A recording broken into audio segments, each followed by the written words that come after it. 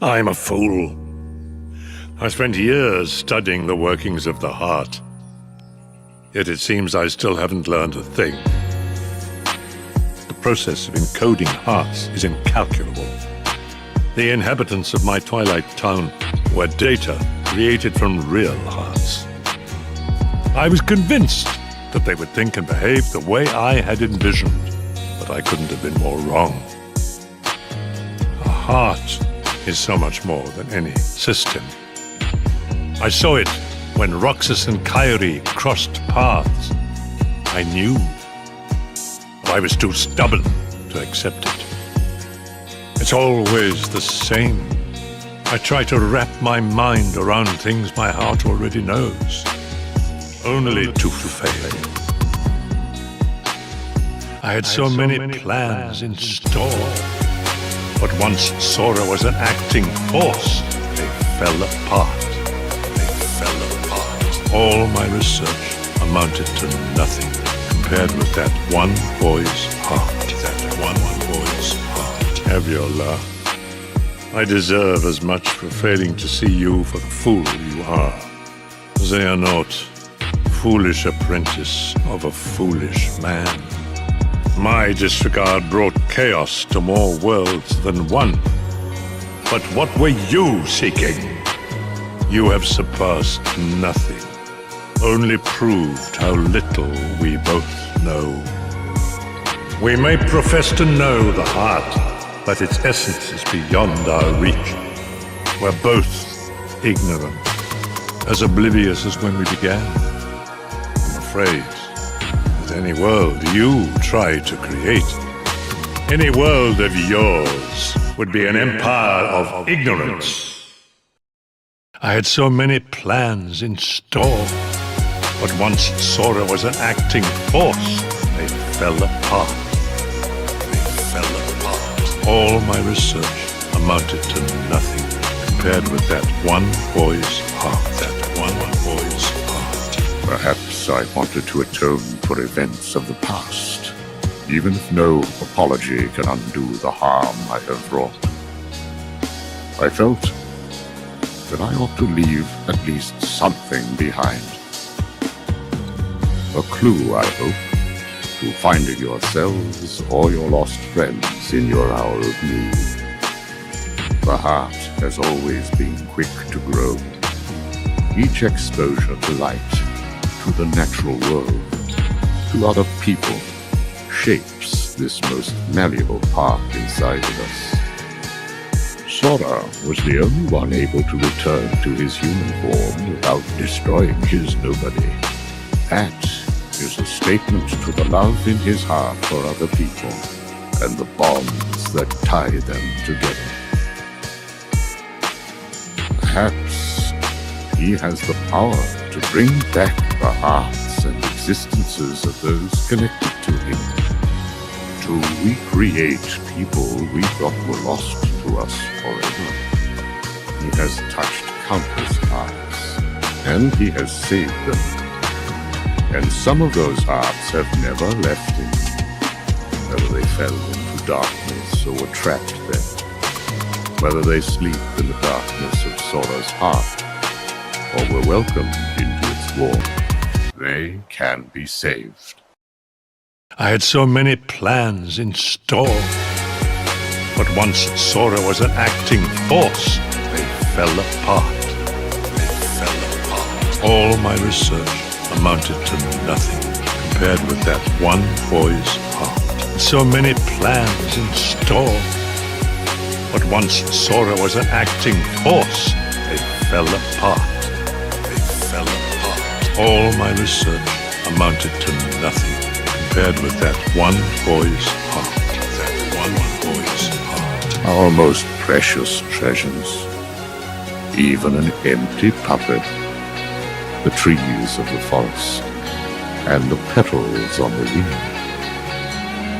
There are hearts around us everywhere we look. And it does not take superhuman powers to see them. Surely we remember as children the way our hearts made everything seem so shiny and perfect. Sora has a heart like that, uncorrupted, willing to see the good before the bad. When he sees the heart in something, it then becomes real. When a connection seems broken, he may have the power to mend it. Sora, the rest is up to you. Ladies and gentlemen, welcome back. For a second there, I thought I was muted, but you know what? I didn't mess up this time. That's a good omen. But anyway, ladies and gentlemen, welcome back to the Landy Lodge, episode number 189, talking all thing Roxas, all things Rucksack. So much that I want to talk about today, but before I get into any of it, some announcements. First, much love and thank you to the sages of the lodge, all the beautiful names you see up on your screen right here. Ones who donate as little as 1 cent, $1 a month to keep my nonsense going.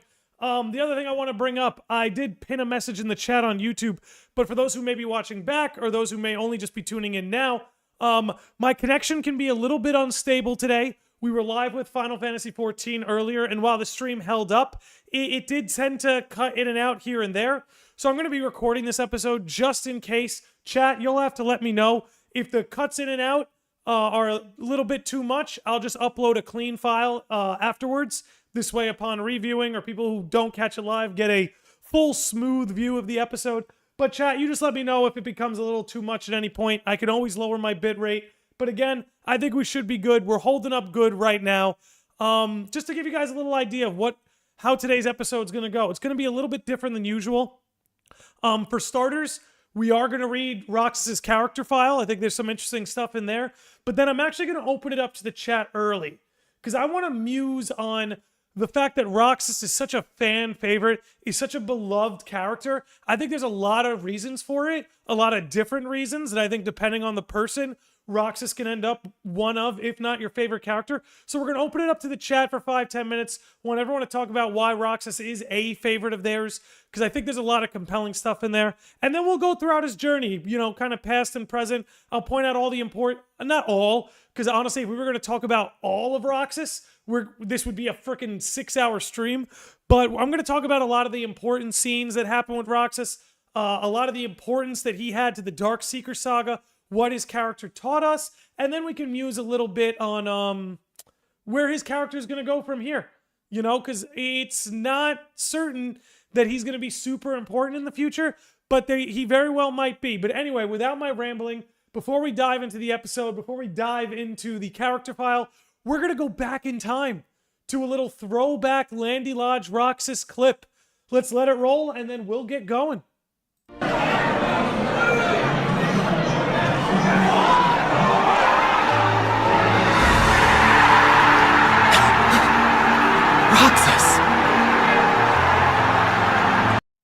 So yeah, okay. So Roxas, which honestly, his return in Kingdom Hearts 3 was one of the best scenes in that game.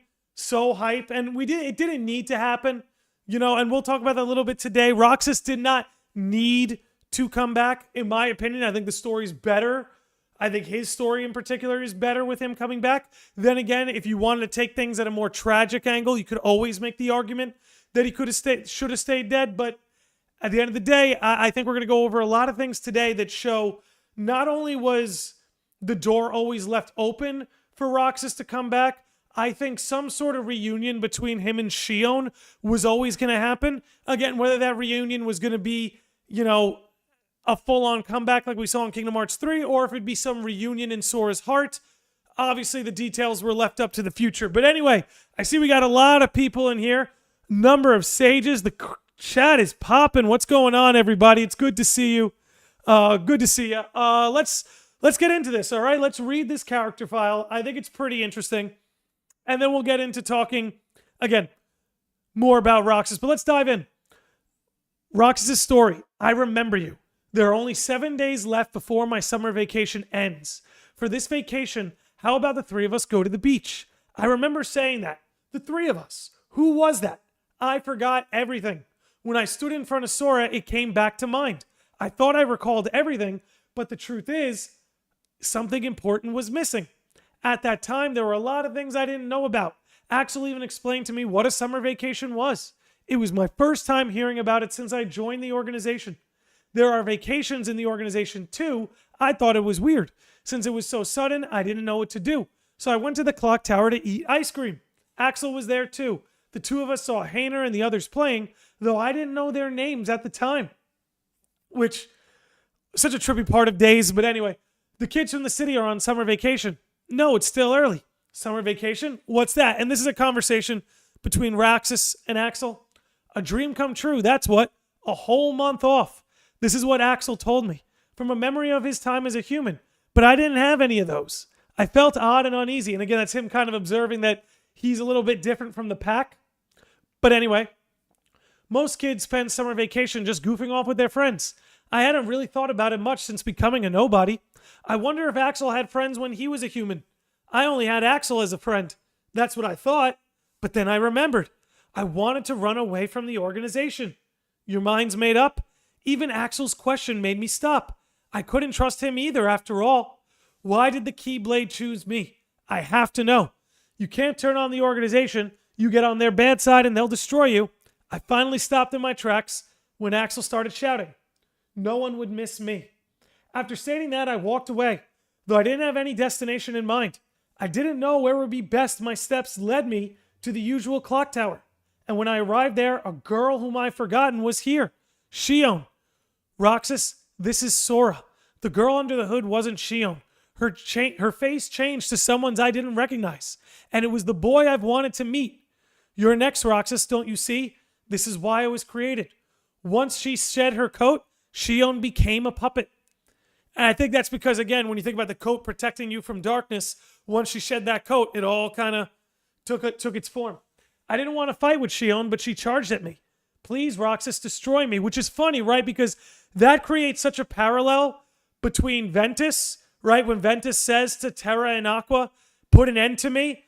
Shion's kind of doing a similar thing here with Roxas, who we know looks like Ventus, but let's keep it going. While I was fighting, I lost sense of everything. Who was I fighting? Little by little, I forgot the important things.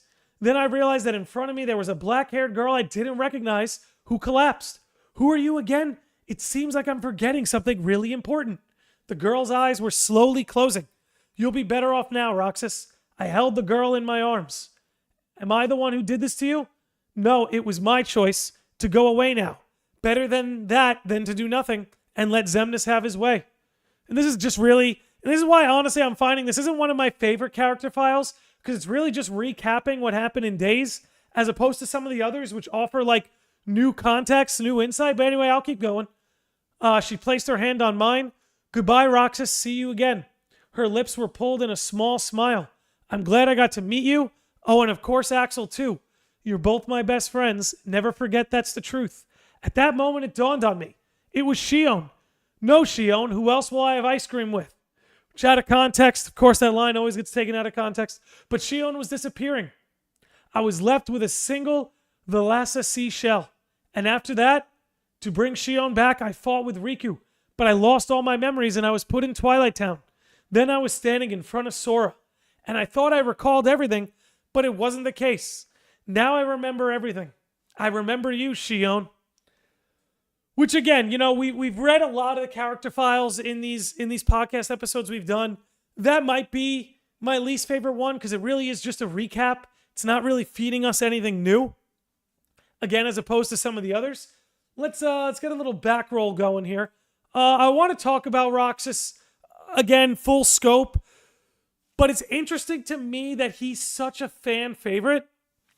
You know, let's poll the chat. Let's throw a poll in there.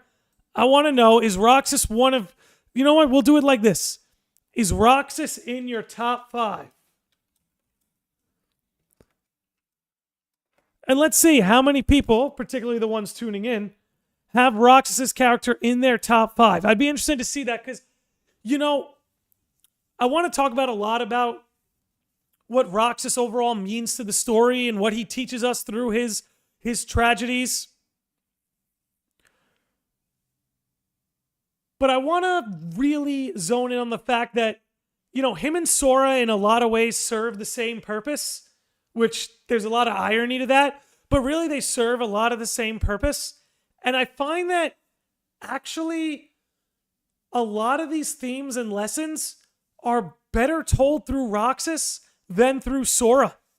And again, just to some early results from the polling, we got 81% yes, 19% no, which again, this is what I'm saying. And if you guys want, start throwing in the chat, those of you answering yes, why is Roxas in your top 5? What in particular about his character makes him one of your favorites? Swig of tea for the nobodies.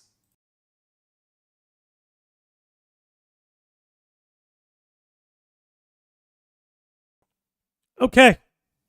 So, what do I mean by that when I say a lot of the stuff that we learned through Sora, we also learned through Roxas? You know, Roxas, of course, through primarily the prologue of Kingdom Hearts 2, you could throw in Days, but through that arc in particular, Roxas, in the way that Shion showed us that a replica could grow a heart, Roxas showed us that a nobody could grow a heart. Again, you could argue Axel did this, Naminé did this, but to me, nobody did it better than Roxas. When you look at Roxas's role primarily again in Kingdom Hearts 2, it's to show us that nobodies are people. You know, Days does that with Axel, Roxas, and Shion. And Chain of Memories, you could argue, you could see a little bit of it flare up in the nobodies there too. But again, with Roxas, it becomes, they make it very obvious. That's why I'm not a fan of the take that nobody's having hearts is a retcon. Kingdom Hearts has its share of retcons, don't get me wrong. But the idea that nobodies have hearts, absolutely not a retcon. No way. And Roxas is proof of that. You also have to forgive me. Labor Day weekend. My wife and I, we've been going out all weekend. You know, a little bit of partying, a little bit of screaming, hanging out, going to restaurants, bars. So my voice is a little bit shot, but you know what? It's actually not too bad. So just my apologies if I sound a little bit off. You know why. But let's keep it rolling. Let's see. That's the other thing too that I wanted to say. One of the reasons I think Roxas in particular is such a fan favorite is because what he's going through is more relatable to the average person than what Sora's going through. Now, don't get me wrong. They're all going through outlandish stuff that none of us can relate to at a base level. But with Roxas, it's like, funny enough, if you feel lost, and this is what I love so much about the prologue, I really think the prologue of Kingdom Hearts 2 is so perfect because when you're going in, even after Chain of Memories, even when you have that context, you're just as confused as Roxas is. When he's throwing his Keyblade on the ground yelling, "What's going on?" we kind of feel that way too. And again, getting to see Roxas spend time with his friends in Days, getting to see Roxas kind of lash out in anger, whereas Sora keeps much better control of his emotions, better than most of us do. Seeing Roxas lashing out, being angry, being confused, it's just something a lot of us can relate to. Now, let's see what the chat has to say. Emblem Knight says, Roxas is like if Sora had all the positive traits in him literally emptied out. I don't know about all the positive traits, but the things that keep Sora composed, the things that keep Sora on the right track, I would agree, are missing from the Kingdom Hearts 2 prologue Roxas. Excuse me. See, the Hype Man says, in Kingdom Hearts, I relate to most, if not all, the characters, but with Roxas, I relate to him and his anger. Yeah, you know, and I think Axel's like that too. But with Roxas, you see him, like, again, really lashing out. Like, he's not as composed with his emotions. Corey Coleman says, Roxas was made a fake personality, sealed in a data body in Diz's prison. Feels bad, no freedom. Yeah, there's sort of that idea of determinism and free will that also exists within Roxas, which is why I like the fact that he's back now, because it's like, okay, Roxas, now that you have this free will, what will you do with it? And in Kingdom Hearts 3, he chose to fight, you know? But I'd like to see that exercised a step further. Swig for the nobodies.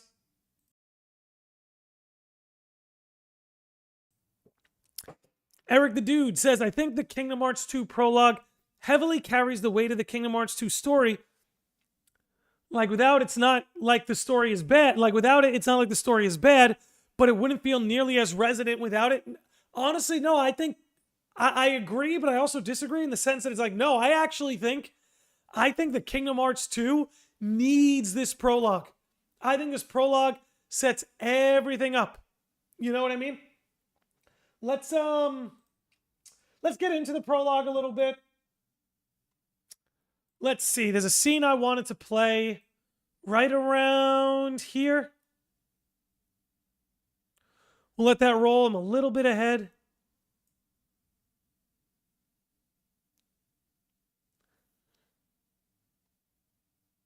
Perfect. Just a little bit before this. All right. We're going to play this scene, and then we're going to talk again in Endless. We're going to break down this prologue right now, then move into KH2. And then I want to talk about Days, not so much, because we've done an Axel episode. We've done a Shion episode. So I really would be just kind of covering the same ground. So I'm going to keep the Days segment pretty brief in today's episode. But we are going to talk about Coded. We are going to talk about Kingdom Hearts 3 and Remind. But right now we're talking this prologue. So I'm going to let this scene roll.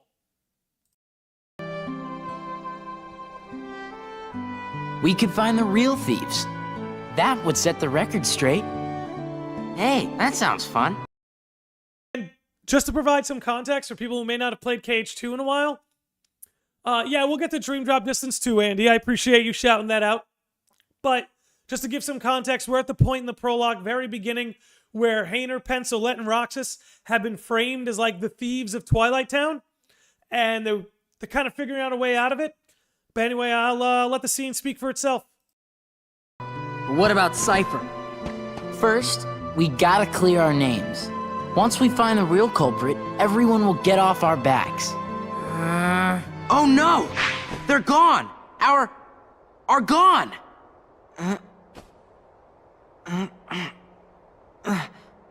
What?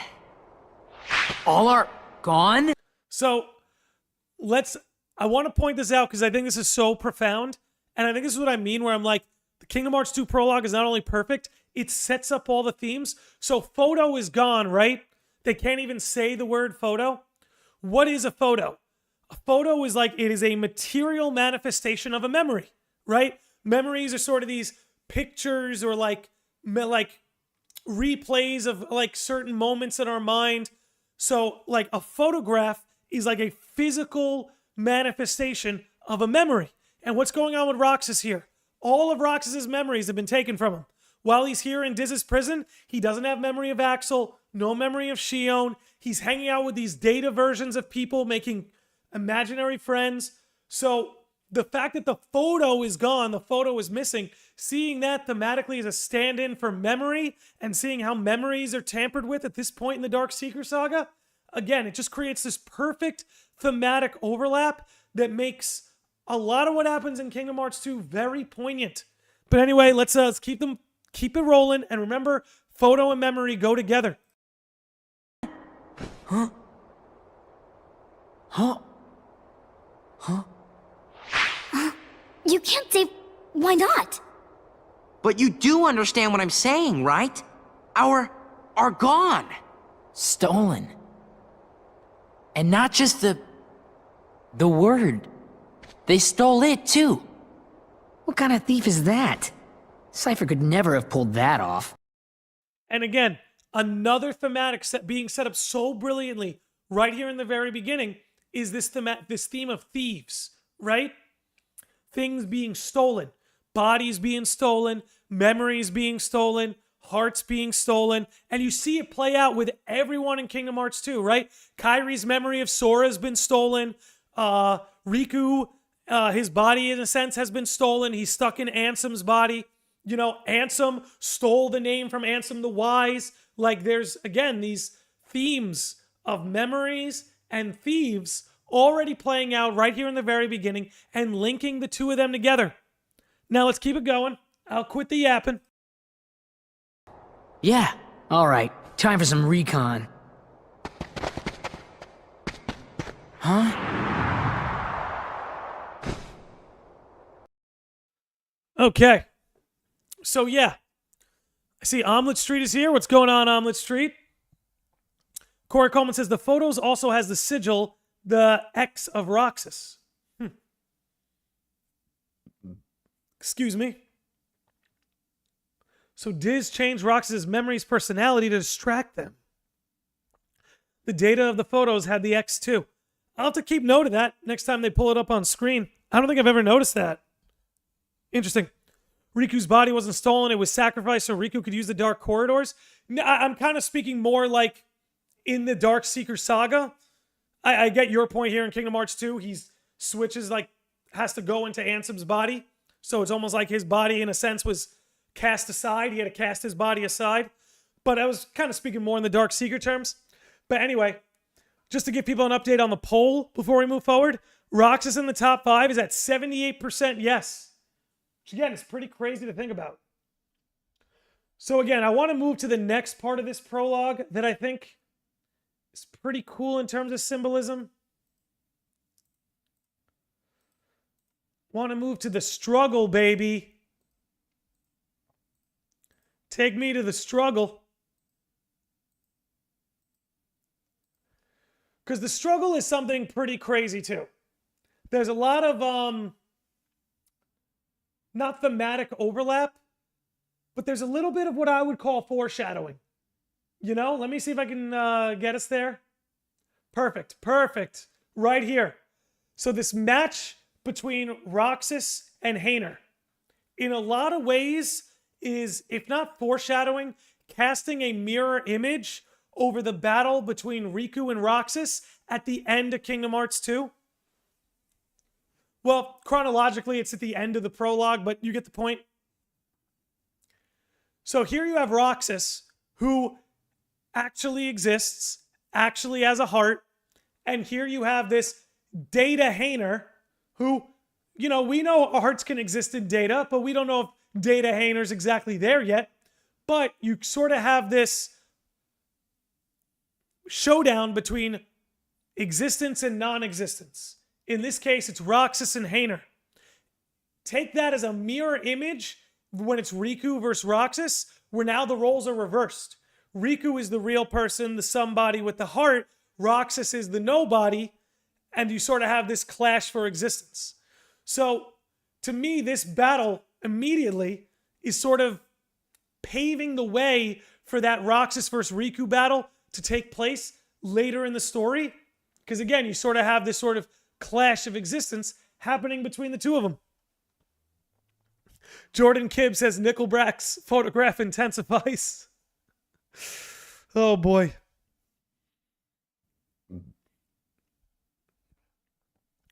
Vivi was, in retrospect, surprisingly a good foreshadowing for Shion.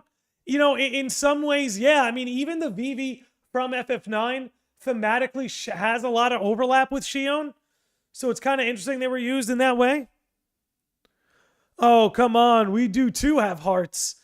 They do. And again, that was a big part of what Roxas was showing us here in this prologue, is like, not only do nobodies have hearts, nobodies have such big hearts, they will convince themselves that these like fake friends around them are real. You know what I mean? Roxas's heart is so real, is so big, is so powerful that he can take this fake world and it will feel real to him. And in a sense, it is. But let's keep it rolling. What's going on, Peach Beach? Thanks for dropping in over on Twitch. Which, for those of you on YouTube, we do also stream on Twitch. For those of you who are on Twitch, we also do stream on YouTube.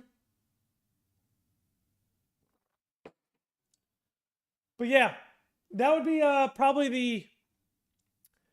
I don't know if I'll wrap up the prologue just yet. I guess we can sort of move to this part. Let's scoot on over to the juicy stuff. So, oh crap. Accidentally rebooted it. Excuse me. So the whole thing with Axel is pretty interesting too. Right? Because you have Axel here. We'll let this scene play. One sec. Look at what it's come to. I've been given these icky orders to destroy you if you refuse to come back with me. We're best friends, right? Sure, but I'm not getting turned into a dusk for...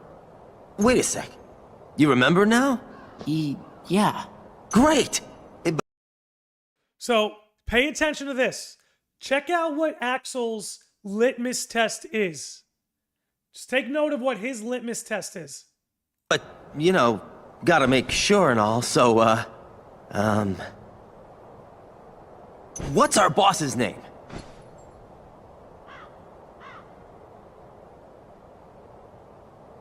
So why was Xemnas the linchpin? Right? Gotta think about that. Why was Xemnas the linchpin? It wasn't enough for Roxas to say, hey, we're best friends. Axel had to say, who's our boss? Now, allow me to point out why that's important.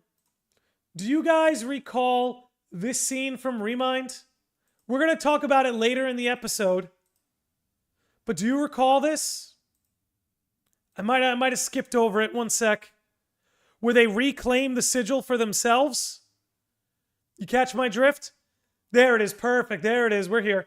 So, the reason why Xemnas was the linchpin is because that mark, the X that Xemnas gave him, is the linchpin that ties their friendships together.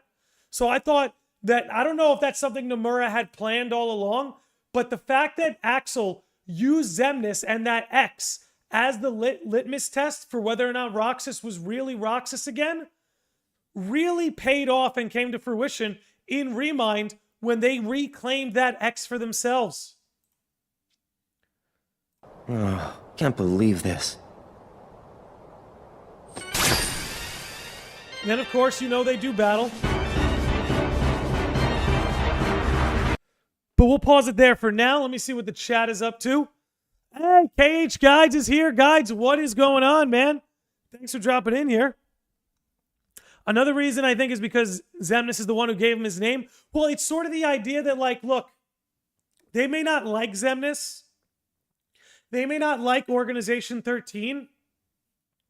But the only reason Axel, Roxas, and Shion are friends and even exist is because of Xemnas and Organization 13. Not so much Axel, you know, because he obviously as Lee predates that. But especially in Shion's case, and you can make the argument with Roxas, is that without Xemnas and the organization, they don't have hearts. They don't have their friendships. They don't have their bonds. Bro, at this time, we didn't know his name. That's also crazy too, Kevin, is we didn't even know Xemnas' name yet too. And they were kind of teasing the final boss without giving you his name. That's a good thing to pick up on.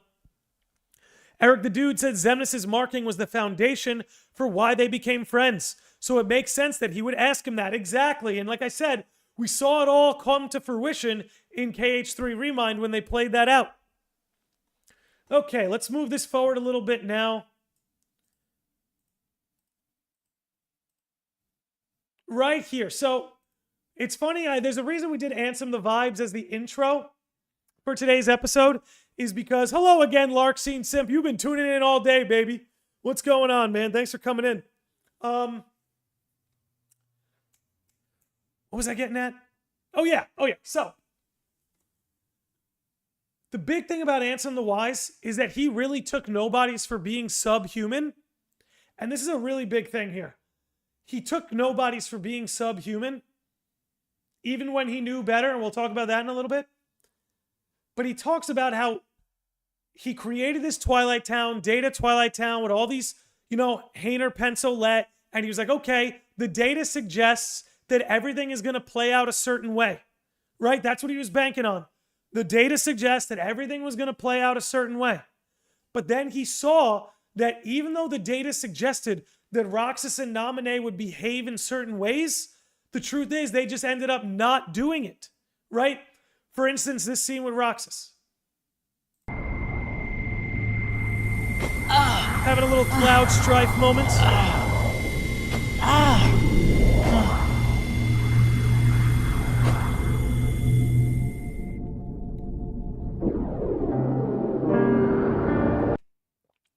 Skip a little ahead here.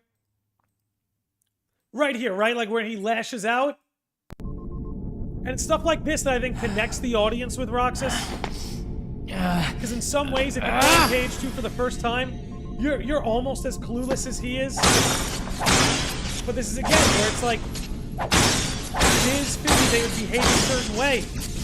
And even though the data suggested one thing, the heart suggested another, which again is what led Diz, Ansem the Wise to, in a sense, concluding that a heart is more than just data.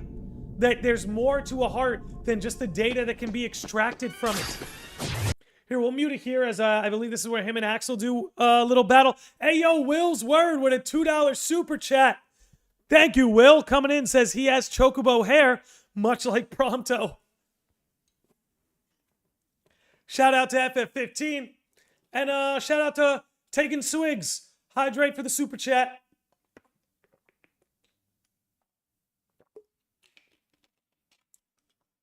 But again, there's also the scene here. Let's go back in time now to the scene where Roxas and Kyrie cross paths.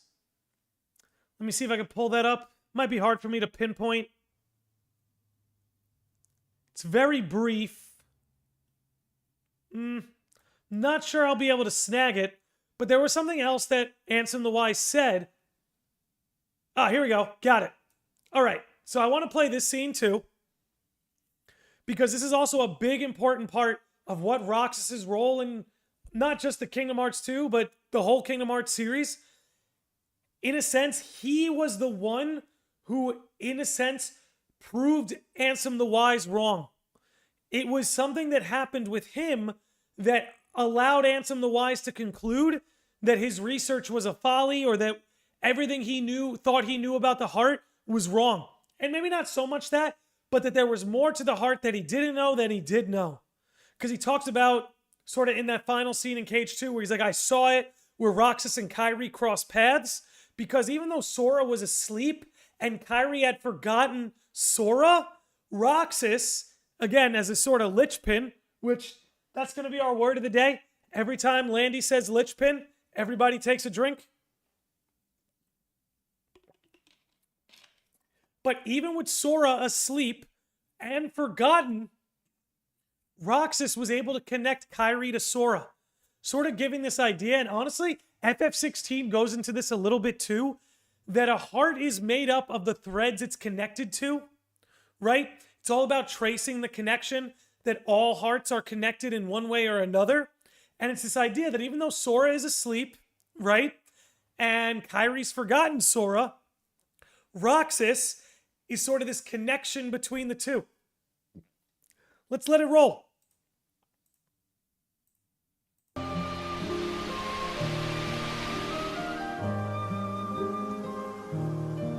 Naminé, what's happening to me? And I forgot to include Naminé in that sort of, in that situation. Obviously, with Kyrie over here having forgotten Sora, and Sora over here being asleep, Roxas and Naminé existing as these nobodies, the threads of Sora and Kyrie's hearts run through them, and that's what allows them to remember each other, or allows Kyrie to remember Sora. And again, it sort of defeats this idea that Ansem the Wise had, that hearts were just data that could be extracted. It sort of defeated all of that. It sort of turned all of that on its head, where it's like, hey, these nobodies who you thought were subhuman, no, hearts run through them too. Memories run through them too. Again, Roxas being in the photo being a manifestation of a memory, you know, the threads of a heart run through them. Who are you? And that's not my name. I'm Kyrie. Kyrie, I know you. You're that girl he likes. Who? Please, a name. I'm Roxas. Okay, Roxas. But can you tell me his name? You don't remember my name? Thanks a lot, Kyrie. And again, Ansem the Wise cites this moment specifically, because remember, Roxas is currently in the fake Twilight Town, under Ansem the Wise's microscope. So he's watching all of this go on, and he's seeing Sora, even though he's asleep and forgotten, able to communicate to Kairi through Roxas. Again, not only helping to prove that nobodies have hearts, but proving that they exist. And we're going to talk about more of that in a minute. Okay, I guess I can give you a hint. Starts with an S. So yeah, let's move back towards the end of this prologue. Again, nothing too crazy to discuss here. But, you know, a lot of what's going on with Roxas is sort of this free will versus determinism. Hey, yo, Black Roxas subscribing at tier 1 on Twitch. Thank you, dude. It says, sup chat, sup lodge. Not sure how long I'll stay, but I had to show up for Roxas. Well, I'm glad you did, dude. Welcome to the chat. Welcome to the stream. Everybody on YouTube, say what up to Black Roxas over on Twitch. Larkseen Sim says, drink every time. Are you trying to drown us all? I mean, I have said linchpin about 3 or 4 times. So, you know, maybe that is my angle. I find it interesting Riku never completely forgets Sora, and Diz knows this. Yeah. No, because they're... At the time of Kingdom Hearts 2, Sora and Riku's bond is the strongest in the series. You know? After everything the two of them have been through together.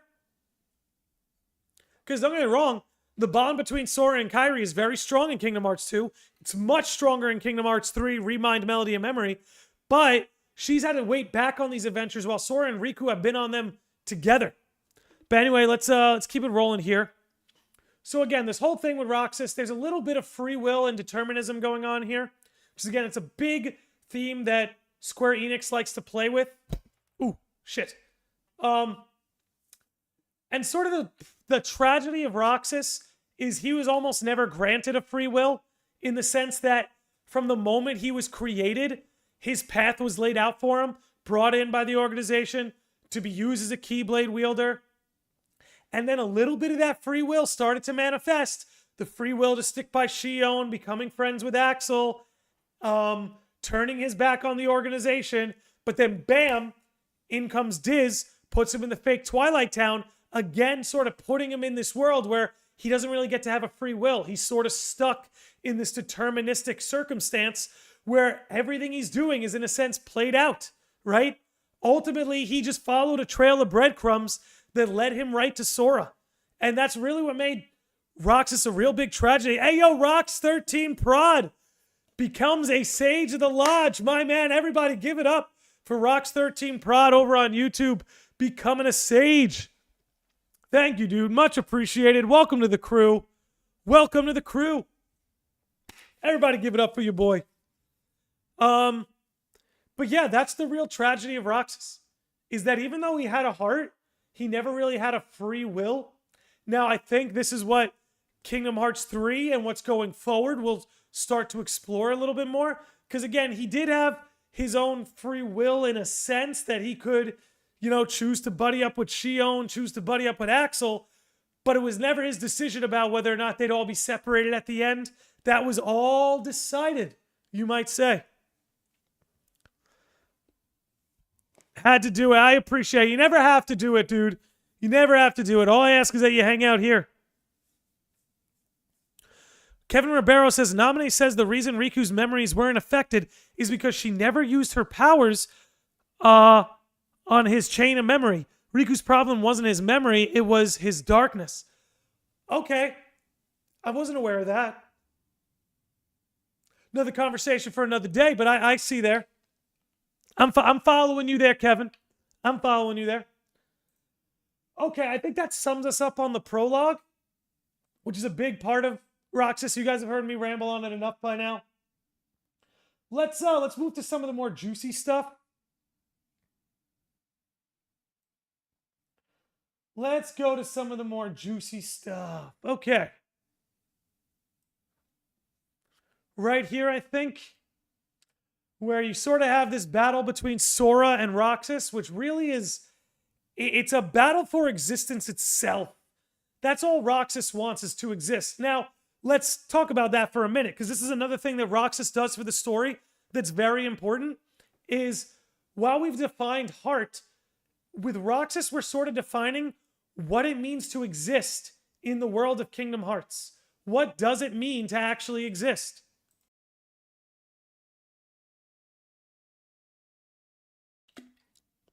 So,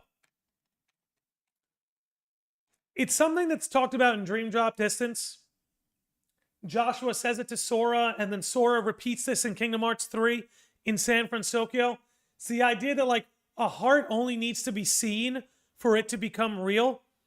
So the idea is that, like, existence is, in a sense, being observed by another heart, being loved, being seen.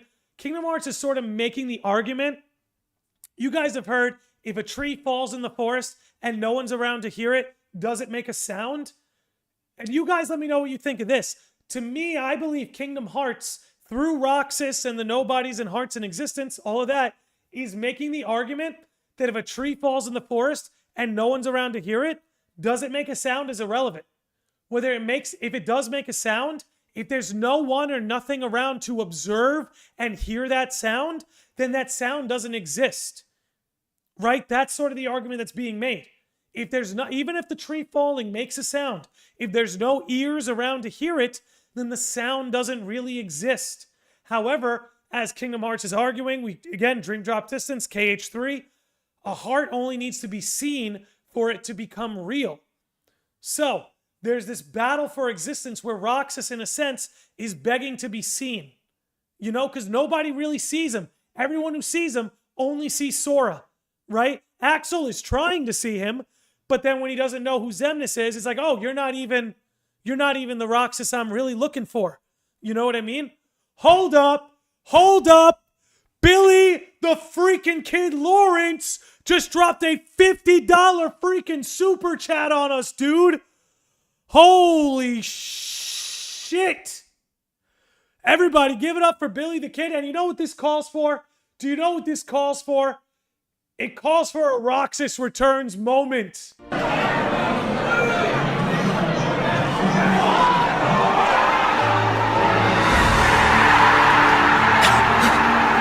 Roxas!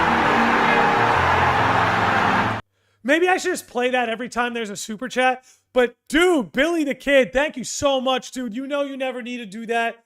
You know, you were already very generous during the regular Pat episode. But dude, thank you so much. Just know it's always appreciated.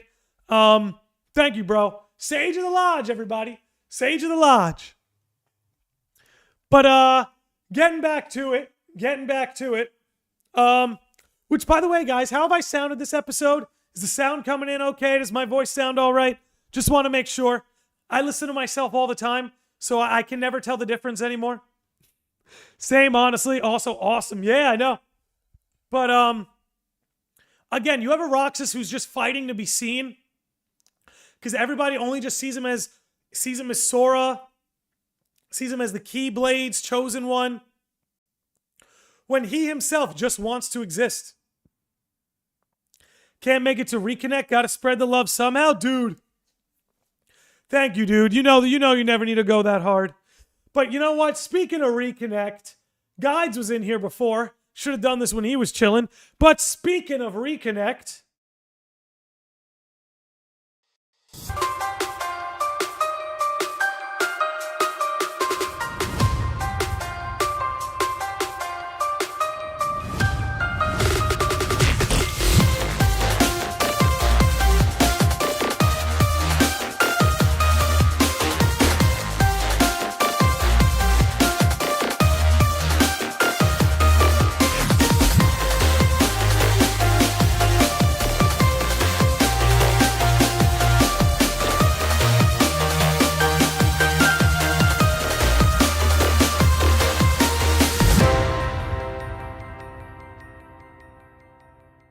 That's right, everybody. Reconnect is right around the corner. In case you missed the announcement, there's going to be a live Landy Lodge episode at Reconnect. It's going to be on Saturday, the 16th at 9:30 a.m. Eastern Time, which is a little early. So if you can't catch it live, don't worry. It'll be waiting there for you on the channel. But we're doing a live episode in Dallas, Texas, in person with Damo will be a guest, Felicio will be a guest, BioRoxas will be a guest, and Royal Aqua will be a guest. So Saturday the 16th at 9:30 Eastern Time, Landy Lodge Live in Dallas, Texas. Be sure to tune in. Obviously, if you can't be there in person, we'll be live on the channel. You'll be able to find us right where you find us. And also, the Landy Lodge is nominated for 3 Million Dreams Awards. We are up for Best Theory and Lore, Best Podcast, and Content Creator of the Year. I've gone and dropped the link in the YouTube and Twitch chat. If you want to vote the Landy Lodge for either of those categories, Theory and Lore, Best Podcast, Content Creator of the Year, just click that link, fill out your ballot, and yeah, be sure to show the Lodge and many other creators some love. Again, it's really cool that KH Guides does this, by the way. Everybody should follow KH Guides. I think him bringing the Kingdom Hearts community together annually, once a year, just for some sort of congregation for people to share their love of the series, I think it's an incredible thing. I think it's long overdue in the Kingdom Hearts community. I don't think all these big gatherings of gamers need to be run by like giant mega corporations or like super giant venues. I love the fact that KH Guides, just a content creator like myself and everybody else, is just putting this event together with his own blood, sweat, and tears, just so all of us can come together and enjoy this. Again, it's a really cool thing he's doing. I'm very happy to be a part of it, and yeah, I'm excited. You guys should be excited too.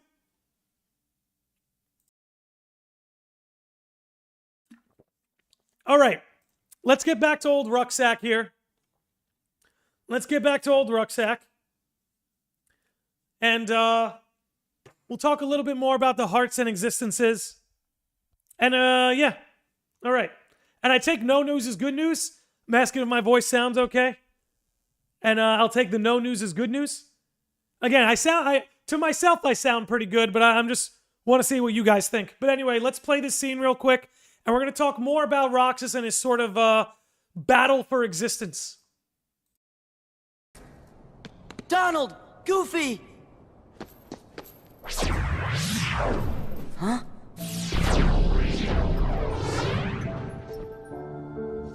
A Keyblade?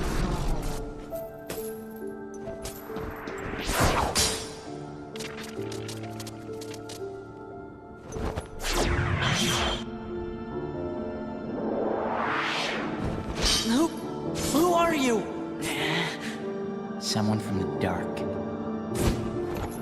And yes, I'm going to let this play. I think it's one of the coolest scenes in the series. You can't be Riku. So we're going to let it play. Riku. Oh, hold up. $5 super chat from Billy the Kid Lawrence says, rest in peace to Steve Harwell, lead singer of Smash Mouth. Made us all feel like all-stars. All right, yo. Pour one out. Pour one out for Smash Mouth. Steve Harwell. That's it's a tough loss. We're going to pour one out. Shrek is a banging movie, and it wouldn't have been the same without Smash Mouth. All right. Let's run it. I defeated a Riku once. You what? Tell me. Tell me why he picked you.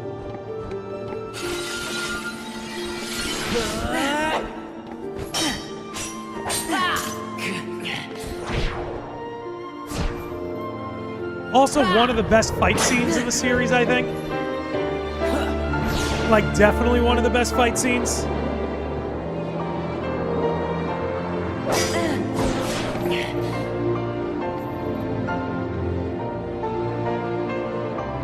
I see. That's why. That's why Roxas is the GOAT. Now, this I love right here. So there's so much in the next 5 to 10 seconds between Roxas's unbridled anger and desire to just exist. And if you look, the part where Sora's holding the Keyblade up in defense, under his feet is the Kyrie circle on the Station of Awakening. See that? So, like, just when you consider that Kyrie was able to connect to Sora through Roxas, and then here in this fight, he's wailing on him, and he's standing right on her point of the Station of Awakening. Just so much of the visual suggestion is so strong. Ayo, Will's word! Re-upping on Sage of the Lodge. Thank you, dude. My man.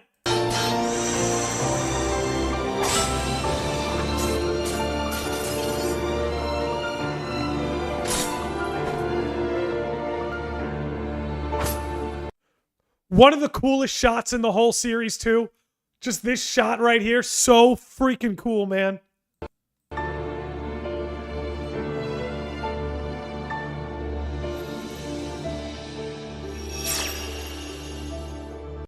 Also, you know, we were talking about why Roxas is such a fan favorite.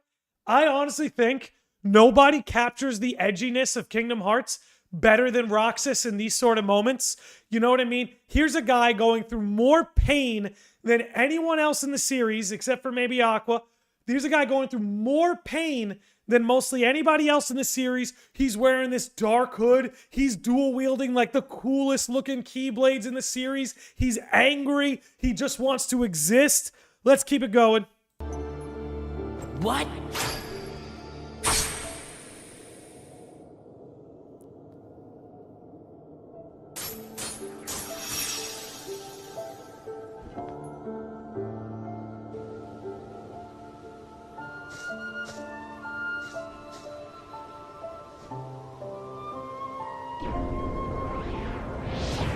Okay, I don't think we got to play this part. Maybe we could skip ahead a little bit.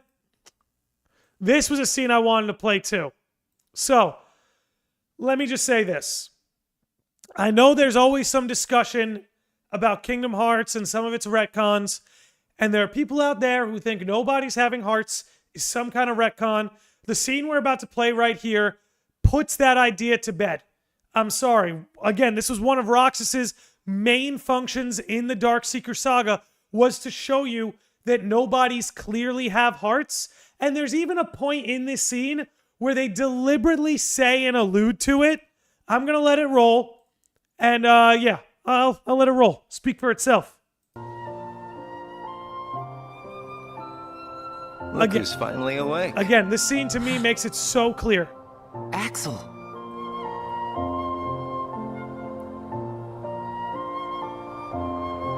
Or maybe I have it wrong. Might be time to sleep. Soon we won't be able to talk like this anymore. Does that mean it's time for me to go back to where I belong?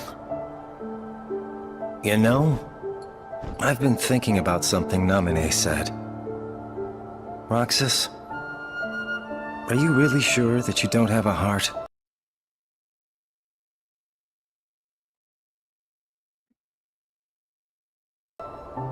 Is it possible that we all have one? You, me, her? Or is that just wishful thinking? I mean, come on. Come on. There's more. There's more. I don't know. I can't just look inside. Yeah, I guess not. But I figure if there is something in there, Right here. inside us, then we'd feel it, wouldn't we? And if so... No, never mind. You see that? You see that? He was like, if there is something inside us, then we would feel it, wouldn't we? And then he lifts his head up like, if so, as if he was going to say, if so, I can feel something. But then he says, no, never mind. I'm going to play that little part again because I think that's very deliberate. Bleh. Then we'd feel it again. Watch that again, how he lifts his head like even, again. I don't know. I can't just look inside. Yeah, I guess not.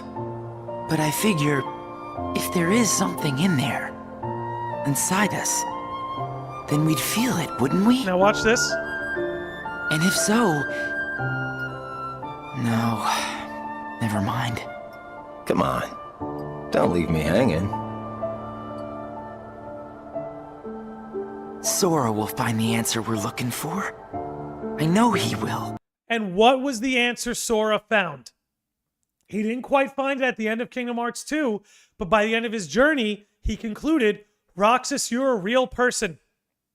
You do have a heart, and you do exist. Rather, you have a right to exist.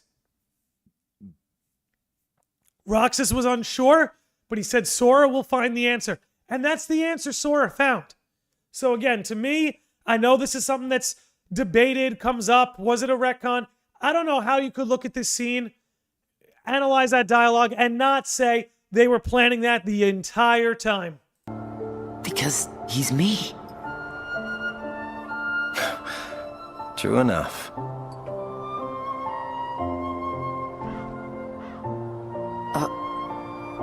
Thanks.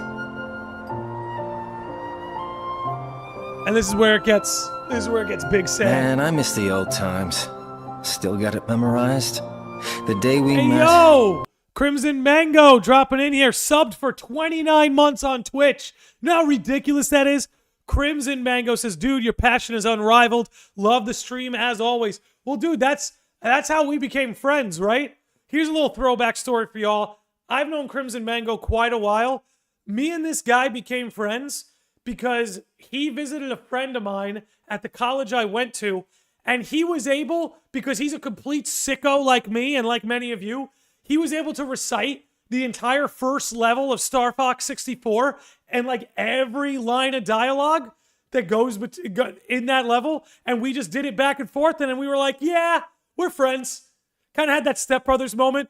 Velociraptor. It's like, yeah, I like this guy. All right, we'll keep it rolling. And you got your new name. You and I sat right here and watched the sunset. Yeah. This place is home. Me, Hayner, Pence, Olette. And you see, that's a big part of this whole nobody's having hearts. Roxas was friends with a fake Hayner, Pence, and Olette. Data replications of them. But here he is at the end, and he still feels them as friends. You know, he still feels that they were his friends, even though they didn't technically, quote-unquote, exist. And then when you think about when Sora visits Twilight Town in Kingdom Hearts 2, and upon meeting Hayner, Pence, and Olette, sheds that tear, again, showing that Roxas's heart was clearly there. Clearly. Hey, yo, Billy the Kid Lawrence, who's been a member for 13 months. Man, if you could just be a 13-month member forever, that would be amazing. We've shared a lot of adventures. You'll see them again. I know you will. Yeah. You're right. Well, I should go. Sora's waiting for me. Yeah, I suppose he is. Man, this is some good ice cream, huh?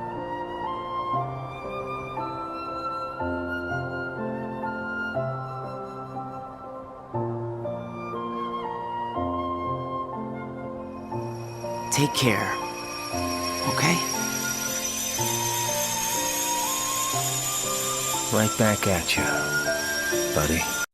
And then, again, Axel crying. Like, they couldn't have made it more obvious, right? If you don't have a heart and you can't feel, you're not going to cry. But here's a nobody clearly crying. Again, you know what's funny, too? I was thinking this to myself. This scene used to make me cry all the time. But I guess because I've watched it 300 times, I'm just, like, emotionally desensitized to the absolute tragedy that's unfolding before us here. Life of a Kingdom Hearts fan.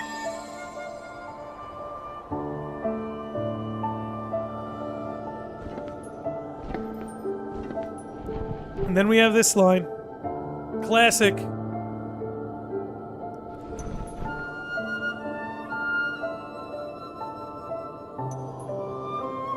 You make a good other. Classic. Billy the Kid dropping another $5 super chat on us.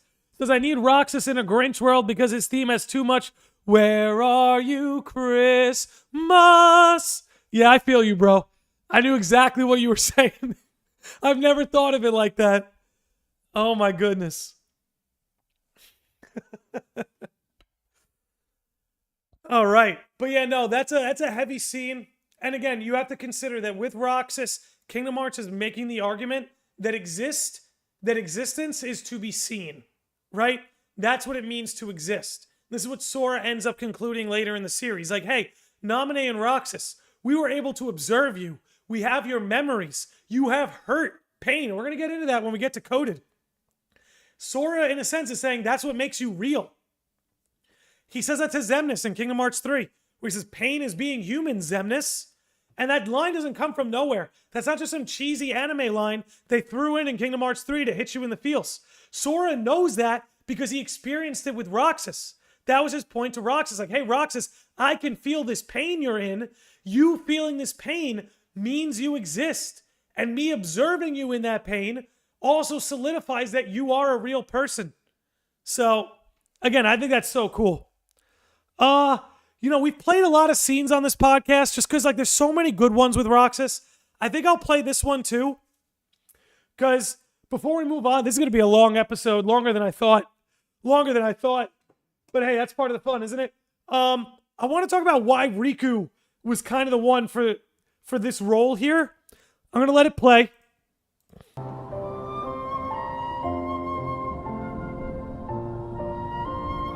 Yeah, exactly. And when Sora, I'm interrupted by my own thoughts. When Xemnas says it must take incredible strength, there's a reason Sora said pain is being human to Xemnas as well, you know? Kind of fits. You follow that line of like Roxas to Xemnas. You know what I mean? I'm not being very clear. Let me try and say that a little more clearly. Connecting that line, pain is being human, Xemnas, and Sora rationalizing that pain is what makes somebody exist. It's just very beautiful that Sora started by saying that to Roxas and ended by saying that to Xemnas. I think that says that gets my point across a little bit better.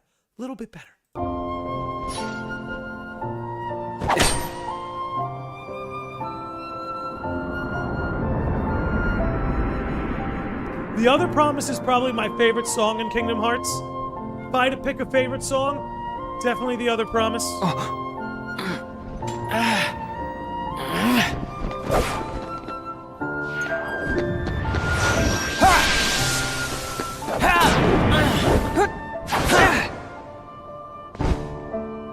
Why don't you quit?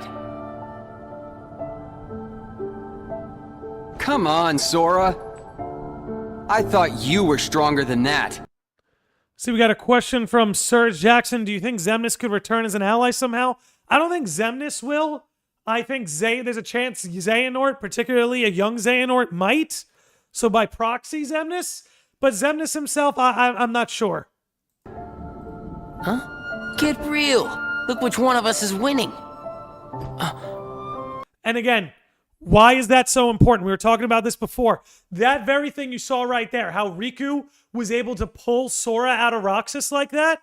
It's sort of this idea of like, hearts are not this like singular, independent entity that sits there. All of it is connected by a thread. Kingdom Hearts 3 reiterates this by tracing the connection and things of that sort. But think about it like that. The way Riku was able to pull Sora out of Roxas like that. Think about how Shion, in a sense, pulled Roxas out of Sora in Kingdom Hearts 3. Sort of the same idea.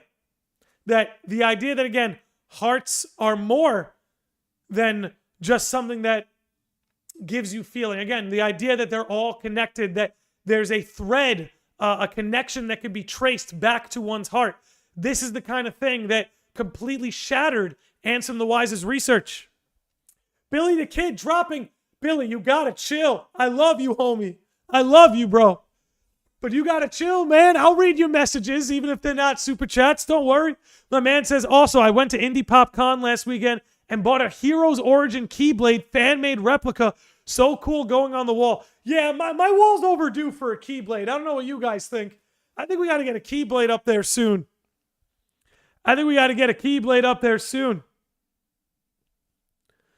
Okay. All right, we have a Japanese translation from Kevin. Says, so you are his half. Guess I just have to trust Diz/Roxas. Why do you keep talking about him? I'm myself, I'm me. That's coming up. I like to support you, bro. I appreciate it. And I appreciate it. I appreciate it, Billy. Make no mistake. So it's true. You really are his nobody. Guess Diz was right after all. What are you talking about? I am me. So, again, and this is the kind of stuff I love about Kingdom Hearts so much, that everything is connected.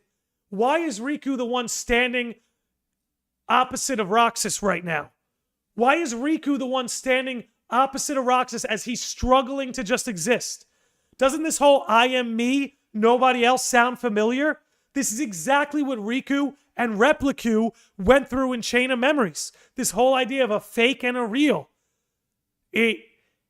Again, it's no mistake that Riku is the one bearing witness to all of this, because there's nobody who really could understand what Roxas is going through more than him.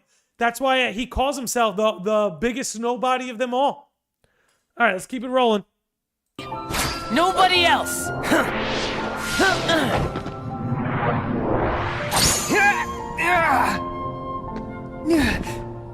I am me, he says. How many times do I have to beat you? All right. You've left me with no other choice. What? I have to release the power in my heart. The dark power that I've been holding back. Even if it changes me forever.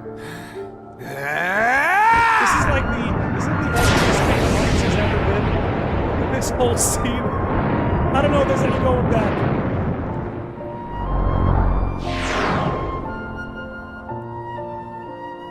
And again, looking back, and again, I keep doing this. This is why I love Kingdom Hearts so much. Now that we know that Terra was Ansem's guardian, doesn't that make all of this so much more profound? Here's sort of Riku, right? Riku, who behind it, I'm going to speak more metaphorically, not so literally, right? Riku, who behind him stands Terra, and then you have a Roxas, who in a sense, behind him stands Ventus. He has Ventus's appearance. And here we have an Ansem with the Guardian behind him, who the whole reason that Ansem even exists is a consequence of Terra. And the whole reason that Roxas here exists is a consequence of Ventus. It's all connected. Keep it rolling.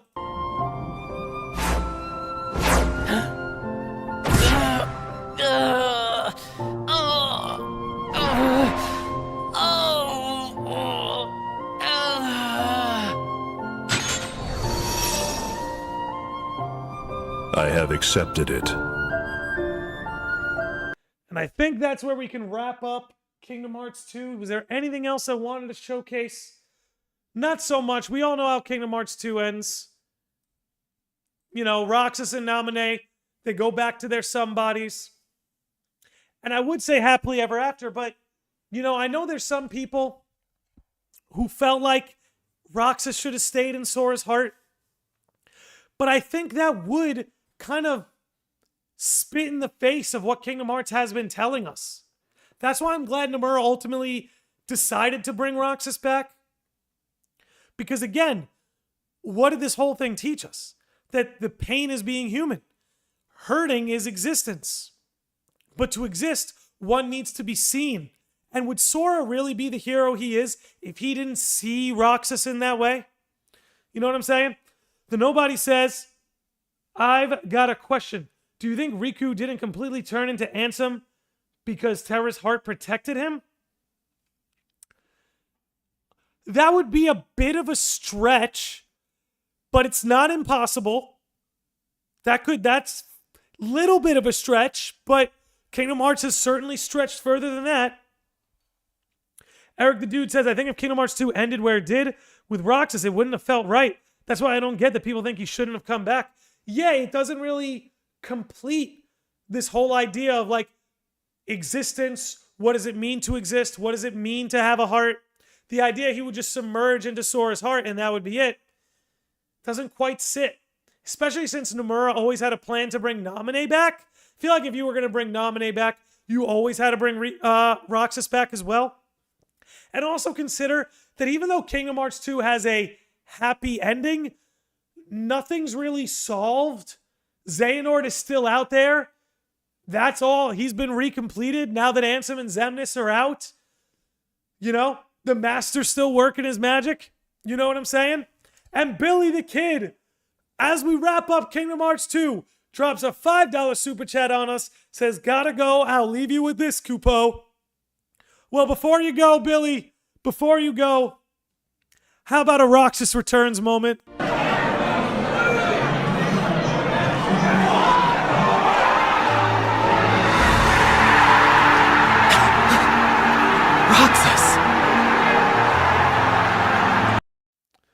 Thank you again, Billy. You're the man. Always thank you for your support, but most importantly, thanks for just tuning in and hanging out, dude.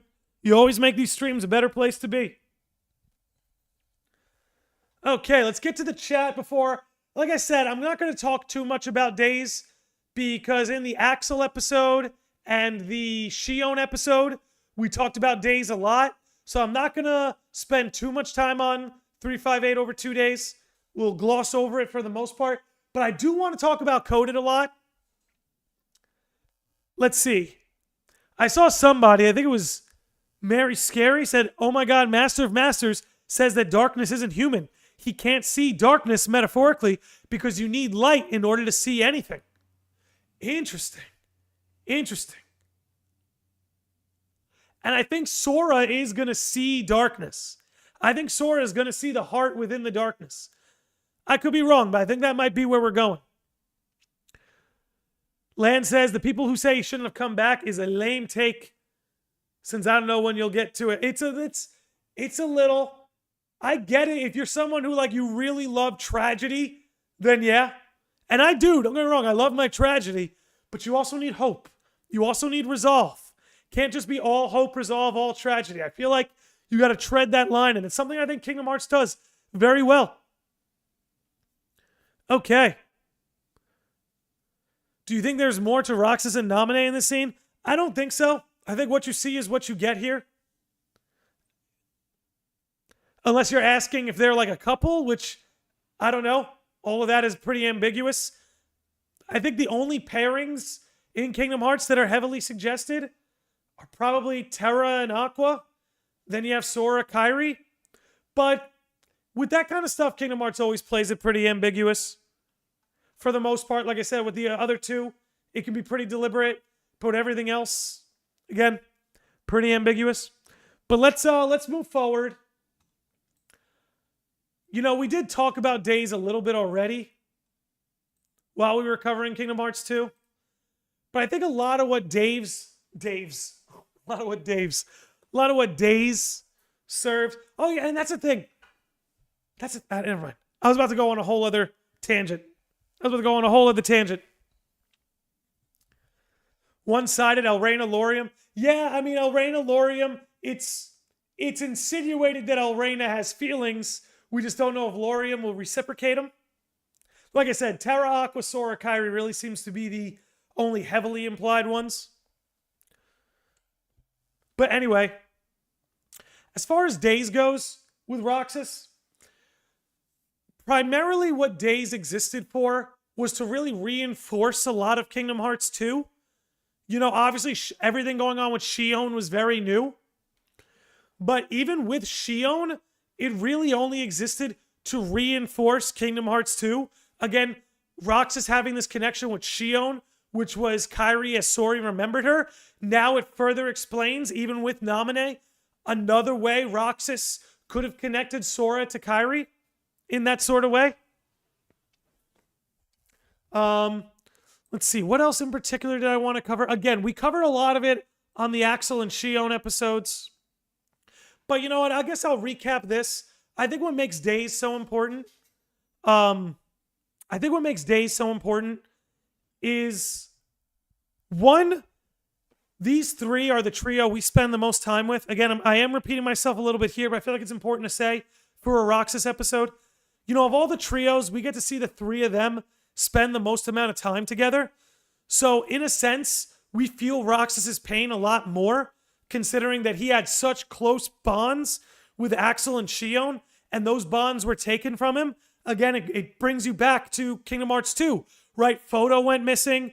The word photo couldn't be said. Photo is a physical manifestation of a memory. In a sense, that's what's going on with Roxas. These memories keep being stripped, keep being taken from him.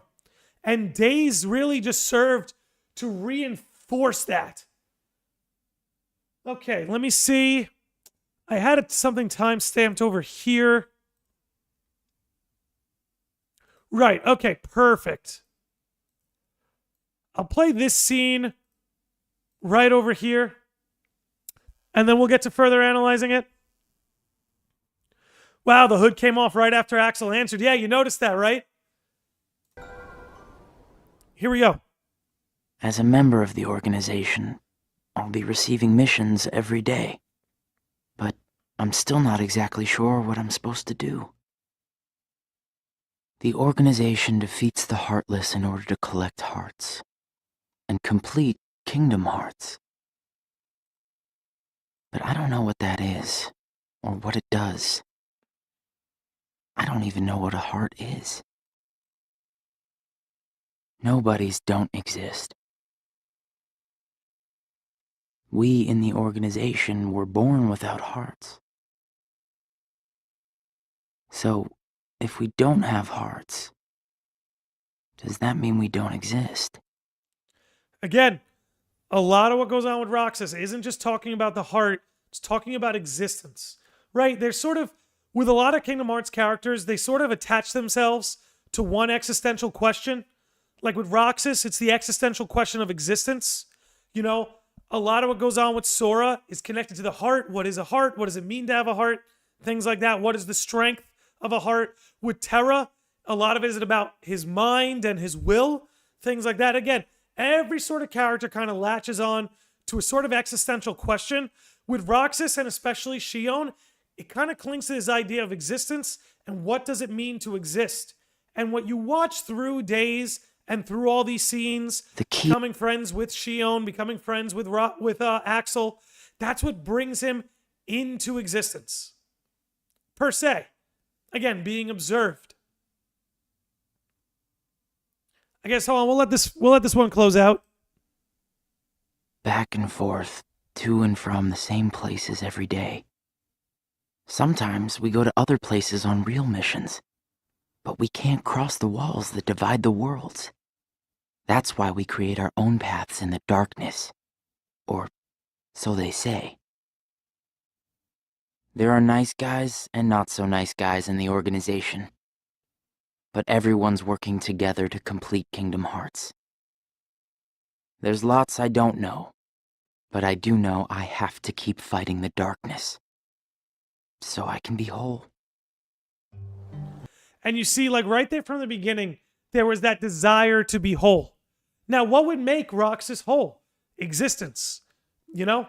So again, sort of always attached to that sort of existential idea, something he was always sort of striving for, even when he didn't quite know what it was. Hey, yo, Will's Word with a $2 super chat says, willpower, lingering will, Terra is Logos. Terra, in a lot of ways, is the Logos. Because again, in this question of free will and determinism, Terra rebelled to the point that he had some free will, even if it meant just being a suit of armor, fighting in his place. Who is Mythos? Mythos would be Terra as well, just before he became that lingering will. Because before he did that, he kind of just played into Xehanort's hands.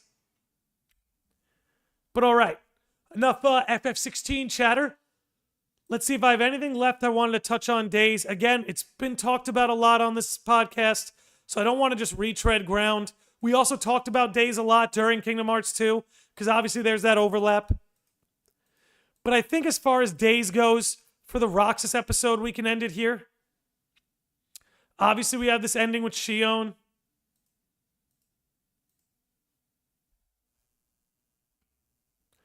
Yeah, no, Jesse McCartney as the voice actor does such a good job. Such a good job as Roxas.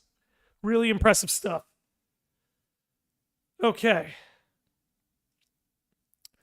Let's see. I think that'll do it for Days. Again, luckily, Kingdom Hearts 2 had that overlap, so we talked about it a good deal.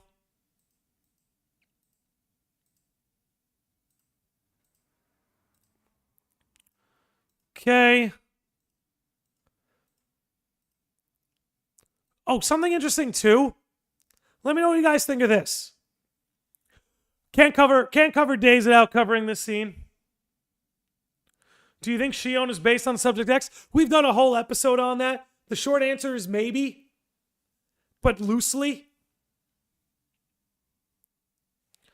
And then I want to pull up Roxas's diary. That's what I wanted to talk about with Days. And we will. We will. So, might just be a coincidence, but is it me or is Xion like breaking apart into little crystals in the same way Kairi did when she was slain during the Keyblade War. Anybody else notice that? Like you have this sort of like same crystallization and breaking apart that you saw with Kairi? I don't know. I'm not saying I can draw any conclusion from it. It's just something that I noticed. But I want to move on to... I do want to talk about Roxas's diaries. I think there's some interesting stuff in here. Let's expand this a little bit more so you guys could read it a little better. Okay. Yep, those crystals are fragments of one's soul, the vessel that holds a heart. Yeah, it's just interesting. You know? Okay. Okay. So I found this very interesting. His diary entry from day 357, I'm going to set Kingdom Hearts free and find my way to Sora. I'm going to get Shion back. The three of us will have ice cream together again. I know it. And again, kind of alluding to the idea that Roxas and Shion were going to make some kind of comeback. And again, I know we've discussed that wasn't always in Nomura's plan, but he very clearly was leaving it open. Where else? There was another really good one I wanted to show everybody.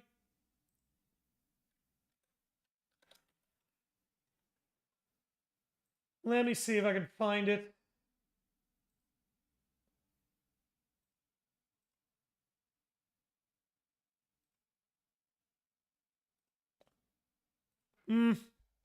I can't find it. Okay, yeah, actually, this is it too. This is a good one. This is what I was looking for. Day 153. It's hard spending time with Shion. Axel seems busy too. I've been having ice cream alone, but it's just not the same. All I taste is the salt, and my hands get all sticky. Right? Because, again, he's alone. There's no one there to observe him. It almost feels like he doesn't exist. So what happens is the negative starts to override. That's why instead of the sweet, the salt is overpowering and his hands are getting sticky, right? The sort of struggles of eating ice cream when he's alone overpower the joy of it. It's like I'm going through the motions of eating it just so I can throw out the stick and get on with life. I must have had 100 of these things and I still haven't found another winner. I never did find a way to ask Shion about the pictures that go through my head. I don't really know what to do about anything right now. I mean, I always really liked this because to me it's like further proof Roxas had a heart. He's clearly depressed. Because like when you're down in the dumps, when you're depressed, like the things you enjoy aren't enjoyable. Like again, when you're down in the dumps, the food you like doesn't really taste as good. The things you think are funny are not quite as funny. The games you think are fun are not quite as fun. Like, that's what it means to be, like, down in the dumps, a little bit depressed, is life sort of loses its flavor. And that's sort of what's going on here, you know? So I always found that to be an interesting entry. Let's move back over here. There were a few things I wanted to discuss in Coded. Because I actually think Coded is very underrated in a lot of ways. Let's see what I want to show. I think it's right here. And if it's not here, we'll watch two scenes, just like real life. Well, yeah, I mean, that's what we were talking about. Part of what we're musing on is like, why is Roxas so popular? And it's because he's really relatable for things like that. You know what I mean? We've all been in that situation before. And to see him express it in that way, not a lot of Kingdom Hearts characters have the time to express themselves like this in the way that Roxas did in 358 over 2 days. Because 358 over 2 days really does move slowly, it gives Roxas a lot of time to express himself. You know, as opposed to someone like Sora, who is an amazing character in his own right. But with Sora, the story is always moving a mile a minute. He almost doesn't have the same time to express himself. But before we get into Coded, I am going to refill my water. I'm going to run to the bathroom. So in the meantime, as you guys have gotten used to, do enjoy taking my little dog Kobe on a walk.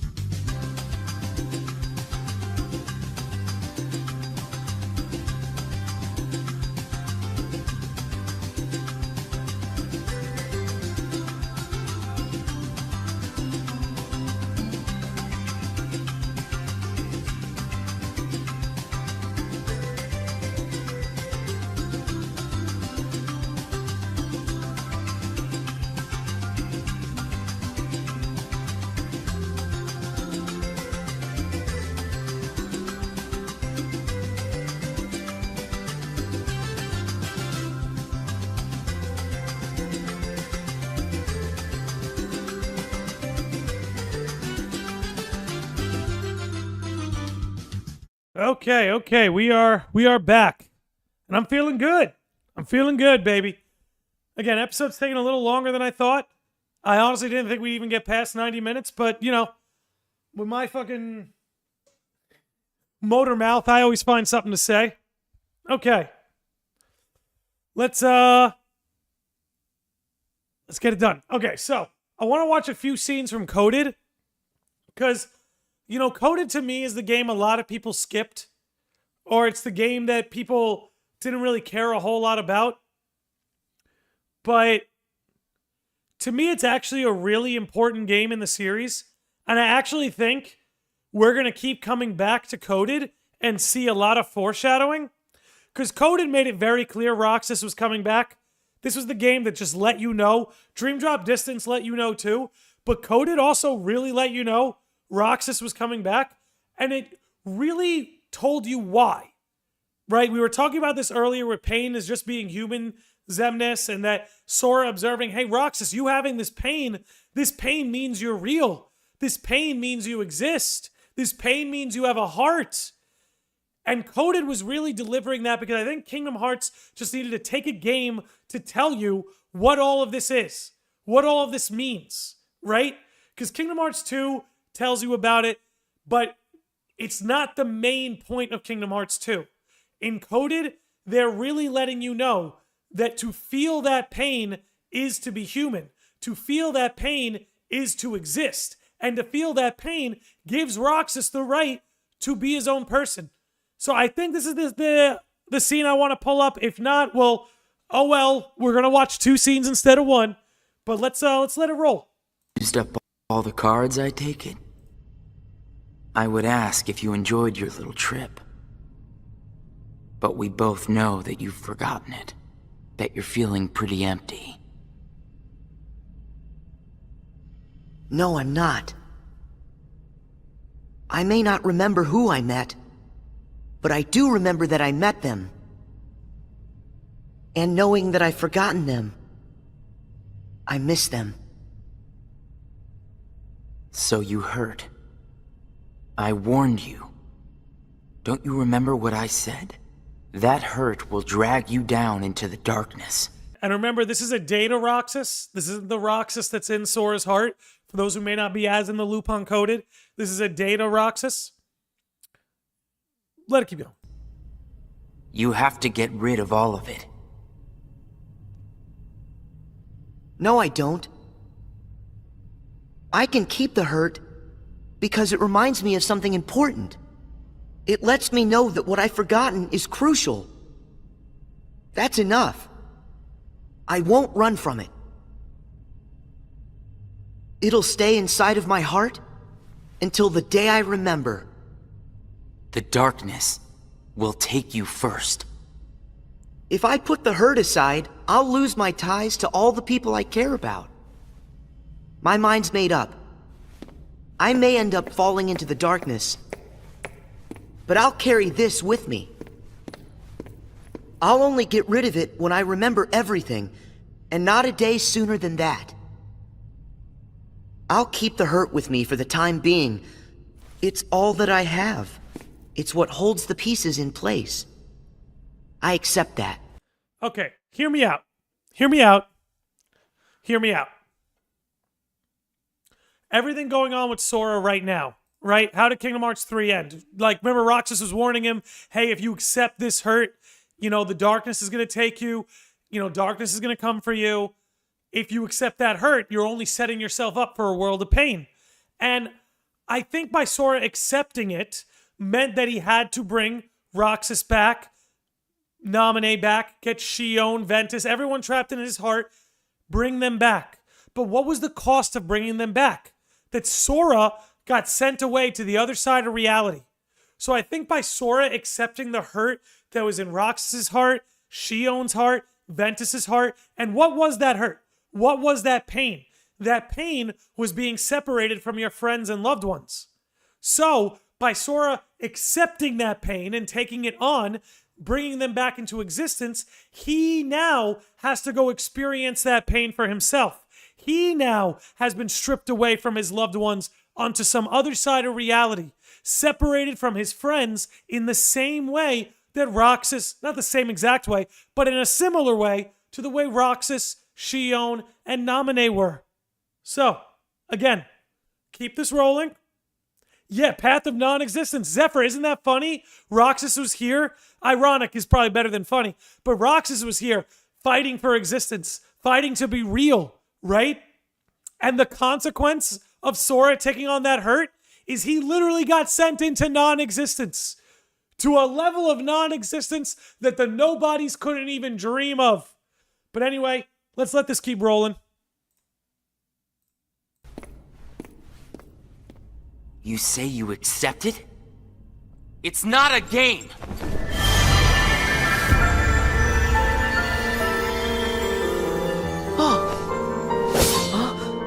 It's way past time that you learned what real hurt feels like!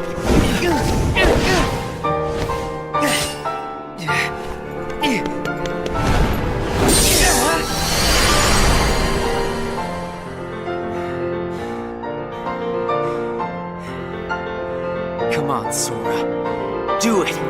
Finish me off! And again, we've been drawing these parallels, right? Where he's saying, do it. Finish me off. Kind of paralleling Shion telling Roxas to end it, Ventus telling Terra and Aqua to end it, finish me off. So sick.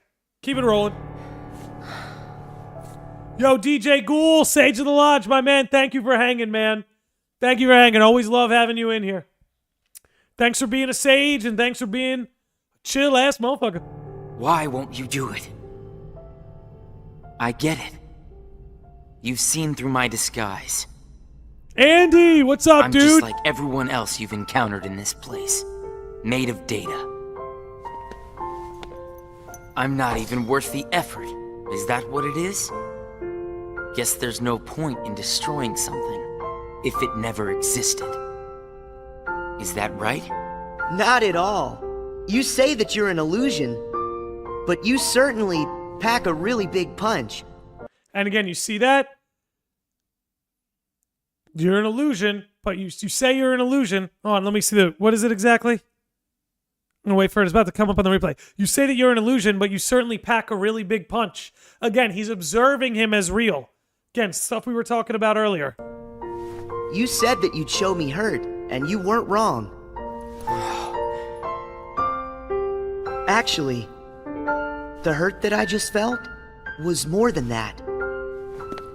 Sure, it might have hurt while we were fighting, but I sensed a different kind of hurt from you. It was kind of like an intense, sharp pain. But it felt sort of familiar. Almost like it was my own. As if we'd been connected. Like right then we shared the same hurt. If somehow it brings me closer to people in that kind of way, then carrying around a little hurt can't be all that bad. Whoa. Hold on, I just heard like a loud bang in my house. One sec. Might have just been my dog. Colby, was that you? Oh, was it just you? You okay, buddy?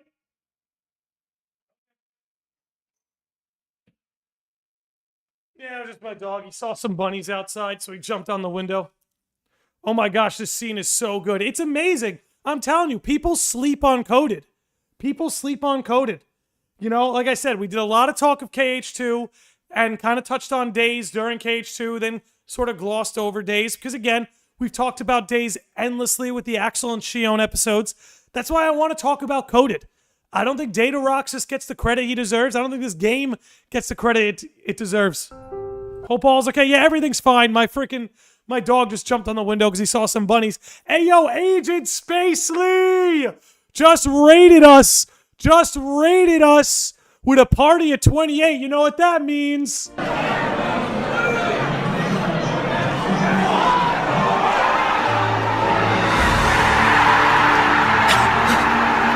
Roxas! So what's going on, everybody who just got here from Agent Spacely's stream? Dude, Spacely, thank you so much, dude. Let me hook you up with a shout-out. My man, I look forward to seeing you at Reconnect. And what are you playing, dude? Some DC Dual Force. All right, let me drop that on YouTube.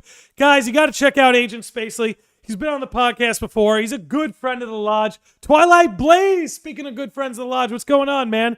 Happy to see you in here. But those of you who came in from Spacely's stream, this is the Landy Lodge. I make a lot of Kingdom Hearts, Final Fantasy videos on YouTube. We do a lot of podcasts about the Kingdom Hearts and Final Fantasy series. So if that tickles your fancy, be sure to give us a follow, sub on YouTube. We're coming up on some big numbers. But, dude, Spacely, thank you so much, dude, and welcome, everybody. Let's keep this scene rolling.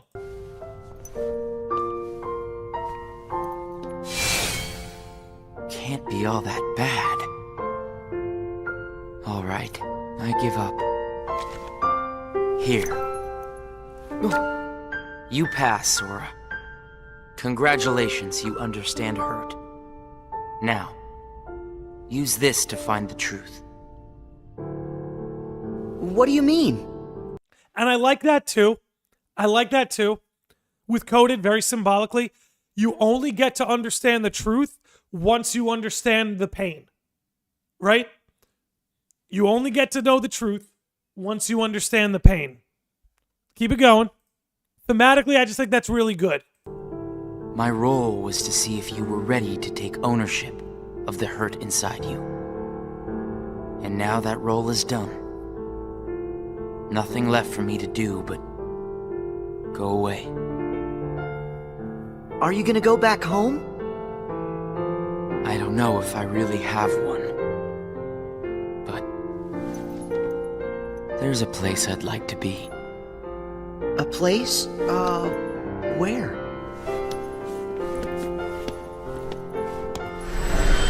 Oh! Amazing. What's this feeling? I've got memories that don't belong to me. And they hurt. A place to call home. And a sunset that's comforting. My first and my last summer vacation. Okay. And then with that, this is a good final scene too, but this is the other scene I wanted to discuss. This is a really good one. This moves us into Dream Drop Distance territory. So we're moving forward now. This is really cool.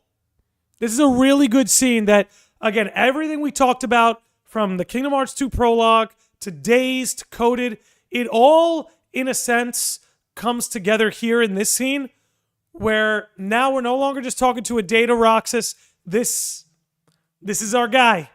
Let's keep it going. Come on, wait up! Who are you?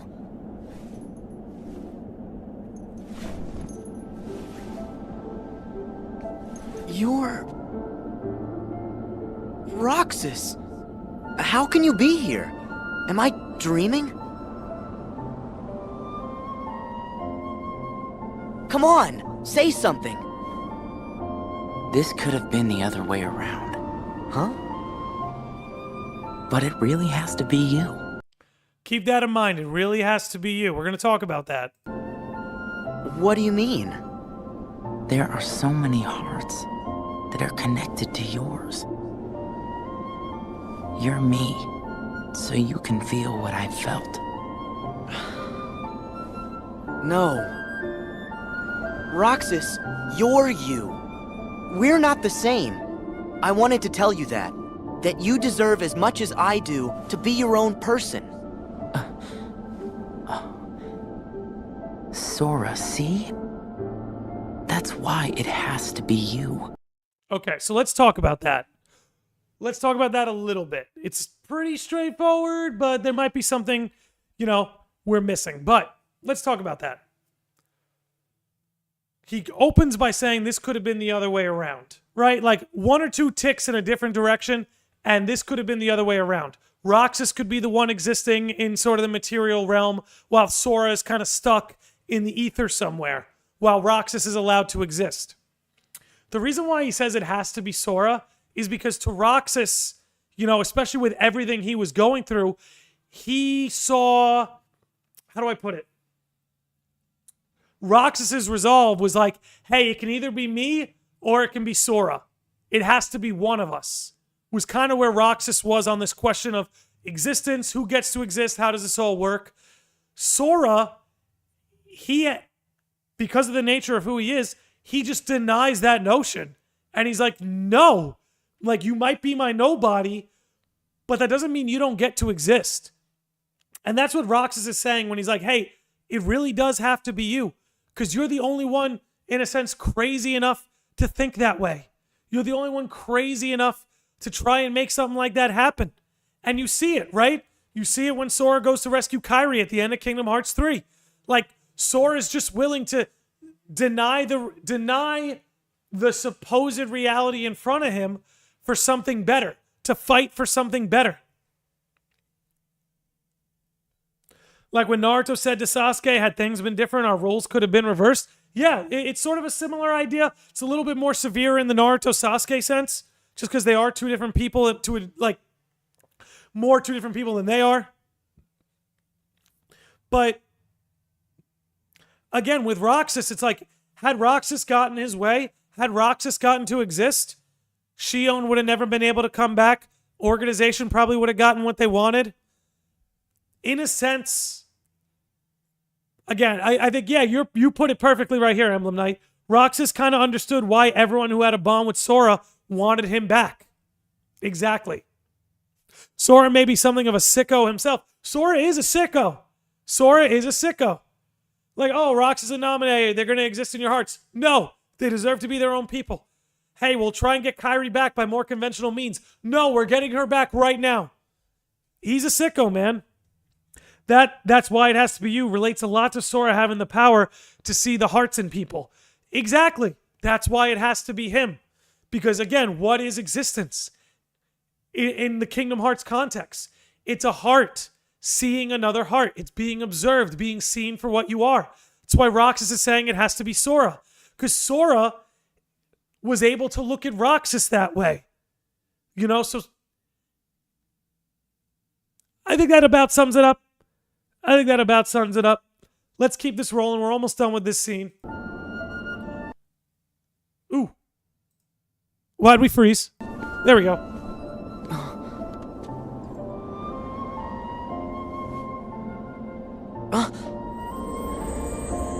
And you see, and now the memories are all flowing back. The hurt, because he knows Sora can take it. In a way, oh my god, I can't believe I freeze framed on this. But in a way, Roxas, in a lot of ways, couldn't handle the hurt the way Sora could. Sora, the shonen protag therapist. That's one way to put it.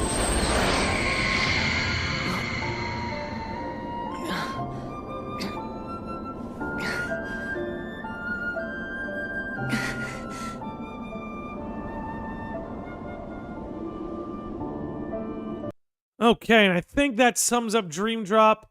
Now we get to KH3. Not a whole lot to analyze here. But again, you see how, like we were talking about, Roxas and the ability to trace hearts was always there. Sora and Kairi were able to connect, even though Sora was asleep and Kairi had forgotten him. But through tracing the connection to Roxas, they were able to connect again. You see it here. Same thing with Shion, Sora, and Roxas. Here we go. The way Roxas sort of served as a mediator between Kairi and Sora, here in this scene in Kingdom Hearts 3, we see Sora sort of serve as the mediator between Shion and Roxas. Here, let's get to it.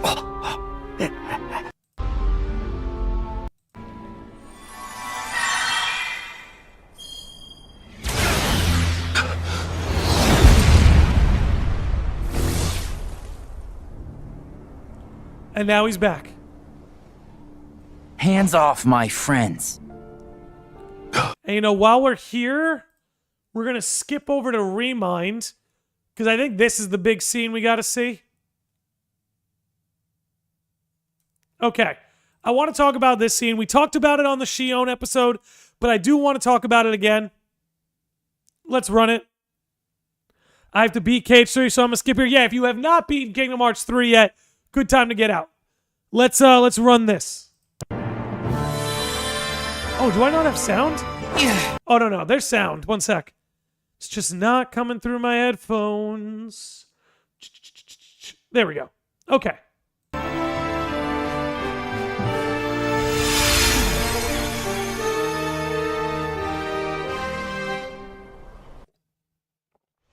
I know Black Roxas, it's so good. But then we have this scene. Roxas, shield!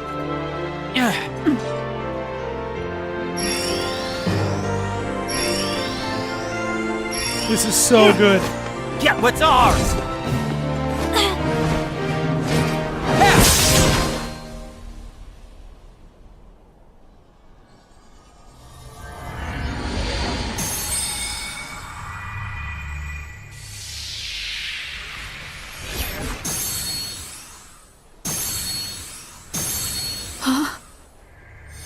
Is this? Now, let's remember, we talked about it earlier in the podcast, but for those who may have missed the beginning, when Roxas is starting to get some memories back in Kingdom Hearts 2, Axel questions him, right? Like, you know, Roxas says, hey, we were best friends, right? And Axel starts to get excited, like maybe he's getting his friend back. But what was the lich pin? Remember, take a swig when I say lich pin. What was the lich pin? He said, what was our boss's name? And Roxas didn't know Xemnas' name, so Axel, in a sense, concluded that that isn't quite his Roxas. This brings it all together. Why that was the lich pin question. Let's keep it rolling. Is this the sigil? Yeah. That's the mark Xemnas gave us. It's what connected us from the start. It's the foundation of the bond we share.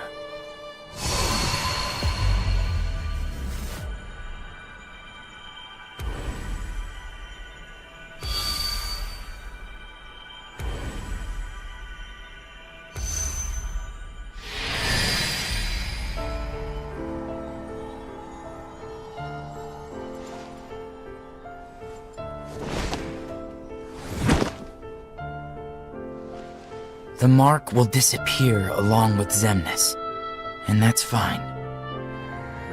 I just wanted to reclaim it for myself. And you see, there's something about that, right?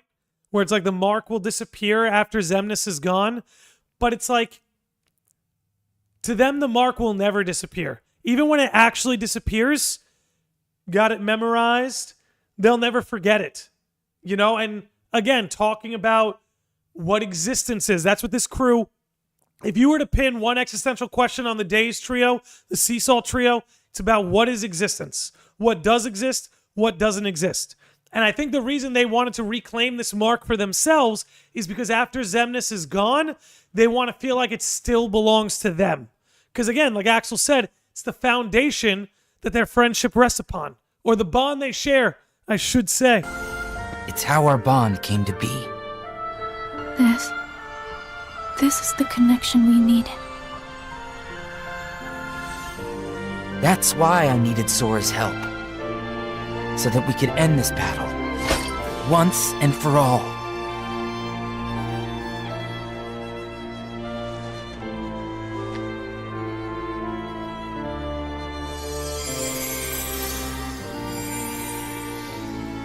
So good, dude.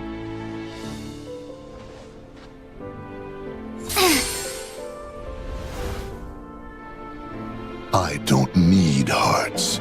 Okay, that's where this comes in. Let's move back to here, because there's also a line here that I want to really get into. It cannot be.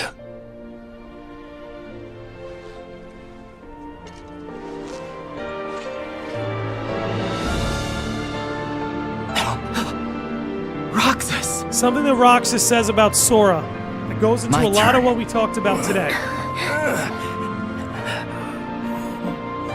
Roxas! This is impossible. Where did you get a vessel? Same as you. Same how? Most of the organization's members They traveled here from the past as hearts. And you had replicas ready and waiting. One for each of them. Who told you? I owe my return to many. Some of them people you knew. Ansem the Wise. Zexion. And others too. It seems you're not as good at winning over people's hearts as you think. Ah, I see. There was one last thing I needed in order for me to be whole again. A connection. Sora helped me find my way back here. Now, to my friends. Roxas! remember what we talked about earlier, right? How in Kingdom Hearts 2, Roxas served as this medium to reunite off. What's off? Was something off? I don't know. Roxas breaking the fourth wall. Anyway, Roxas served as this medium to reconnect Sora and Kairi when one was asleep and the other had forgotten. We see almost like the same thing here, right? If you consider Roxas was asleep, Xion forgotten, and Sora, as Roxas said, was the connection. Okay. Trace the connection. Exactly, Black Roxas. It was all there. It was all there. Okay, do I have anything left? Okay. Let's dial this back now.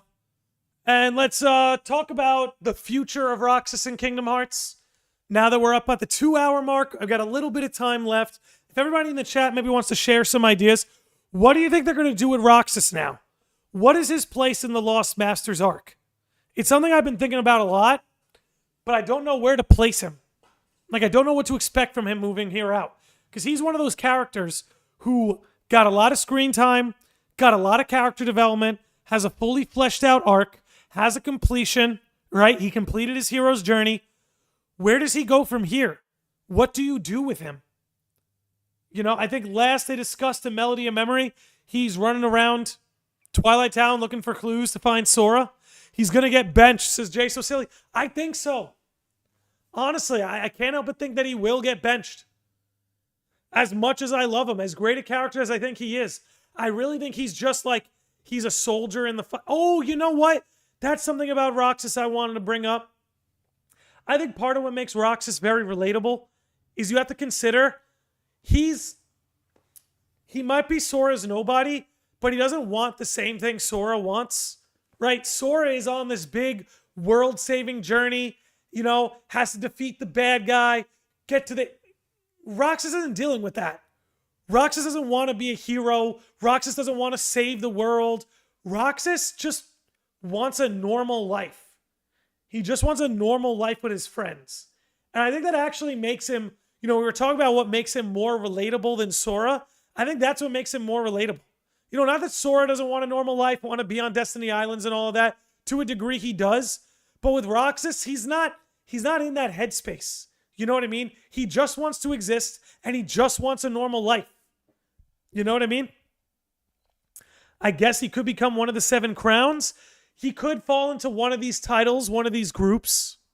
In the Limit Cut episode, Riku mentions that in Twilight Town, they've been going through Xion's and Roxas' memories, but what of it? Sounds like an excuse for a spin-off game. Sounds like an excuse... Okay. I think maybe the best thing might be for them to just remaster Days, make a full-blown remaster, and just say it was during that time Black Roxas brought up, where they're going through Roxas and Xion's memories. Maybe. Shadowflare says Roxas and Xion deserve a small school life in Twilight Town with their friends. That could be cute. It wouldn't surprise me if he ends up being the one to get Vanitas over on their side. Roxas? That could be interesting. Maybe Vanitas mistakes him to Preventus or something, and Roxas ends up winning him over. I could see that. Nobody says, you know what, funny? You know what's funny? Roxas and Vanitas are similar. Roxas is a nobody who became his own person. Vanitas is a part of darkness who was forced to become his own person. Yeah, I guess that's a good way to create a parallel between the two. I could see something like that happening. I'll accept that. Yeah, even if Roxas and Shion are benched in the future, if you do remaster Days, multiplayer and all, that gives me all the Roxas and Shion content I need. We'll get at least a few cutscenes of Roxas in Kingdom Hearts 4. We will. Like, we'll definitely see Roxas in Kingdom Hearts 4. I just don't know how big of a role they'll be. I just don't know.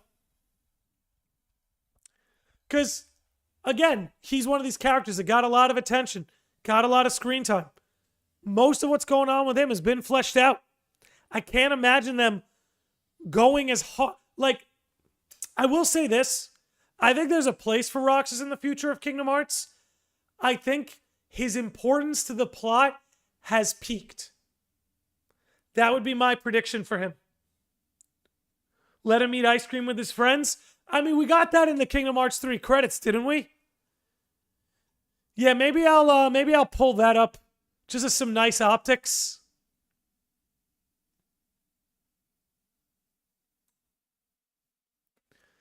Gets to hang with his friends. I mean, Sayek's getting it. He could be a part of the big Subject X sort of discovery. I could see them working with Subject X. Like, wouldn't it be nice if Axel, Roxas, and Shion worked with Sayek to try and find Subject X? Maybe that's a way you can get them involved. Maybe I could see that working for him in the future. A few cutscenes is all I want, at least. We'll get it. We'll get at least a few cutscenes. It's just a matter of how important he is, you know? Because again, there's no question Roxas is going to be in Kingdom Hearts 4, but how important is he going to be? I don't know. But I do think there's a way, with everything going on with Isa, there's a way to get them involved in the search for Subject X. I would like to see that. At best, I guess he could be... Yeah, you were talking about the 7 crowns before. Maybe Sea Salt Trio, Sayek plus Subject X would become a team. It's a big team. You never know. He's no longer a nobody, but is he a heart now? Yeah, I mean, he always had a heart. That was kind of the thing. It grew anyway. Maybe he didn't always have it, but he did grow one. Yeah. I feel like there could be a playable episode segment where Roxas and Shion enter the Data Twilight Town to look for clues for Sora, and they could run into the foretellers in Lushu. Interesting. Interesting. Yeah, because I wonder who's going to encounter them first. That would be a crazy thing. Sayek and Axel running off to find Subject X. Roxas and Shion chilling together forever with ice cream in the Twilight Town gang? We'll take it. I just want them to be happy. I can't help but imagine what Shion's reaction is going to be. If Subject X turns out to be Skull, they look similar. Yeah, that'll be an interesting little, like, fact to play with. How do they react to something like that? Interesting. You know what? Like, if Shion does have something ending up something to do with Subject X, it would be cool. You would have, like, Roxas and Ventus who look alike, right? You have a Nobody and a Dandelion look alike. And then you have Shion and you have Subject X. Again, like a Nobody replica and a Dandelion look alike. That could be cool. I could see that. Roxas and Shion could find the data on Subject X just as Lushu comes in for a fight. Yeah, something like that could happen. I could see it. I could see it. Alrighty. Let me see. Let me check my notes. Did I get everything? We did talk... It's funny, I wrote The Other Promise down in my notes, but we did take time to talk about what a goated song The Other Promise is. Okay. Shion's like, ooh, cool, I have a twin just like you, Roxas. Wouldn't that be adorable? Wouldn't that just be adorable? Shion needs to meet Strelitzia because they both have an arc of being used as a weapon of the Nobody/Darkness. Okay.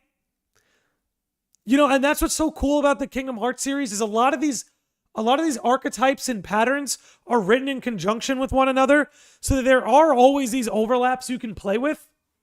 Black Roxas says, cutscene with Donald and Goofy telling them to halt their search for Sora, which is a little insight to what else has been happening, nothing much. Yeah, just showing that they're there, they're getting involved, you know what I mean? I could see it. Adding to this, you have Yozora and Riku, along with Sora and Vanitas. Yeah, Kingdom Hearts does have a thing for lookalikes. It's been going on. It ain't nothing new. All right, but at the 2 hour and 7 minute mark, I think I am going to wrap it up there. It's been a great episode. I've had a great time. Love talking about Roxas. I know we didn't talk about Days much, but as I've said ad nauseum, we talked about Days a lot in the Axel and Shion episodes.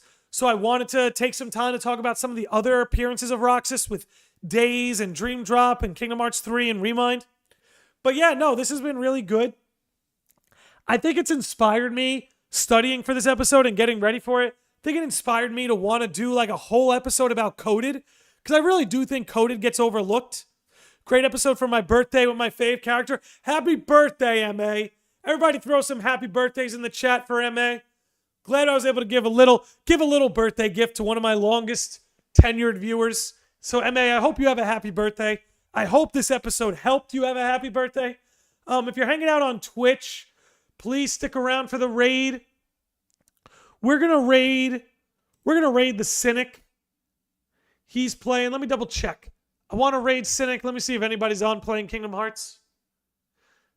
Now, let's do the Cynic. All right, we're going to raid the Cynic. He's playing some Smash over on Twitch.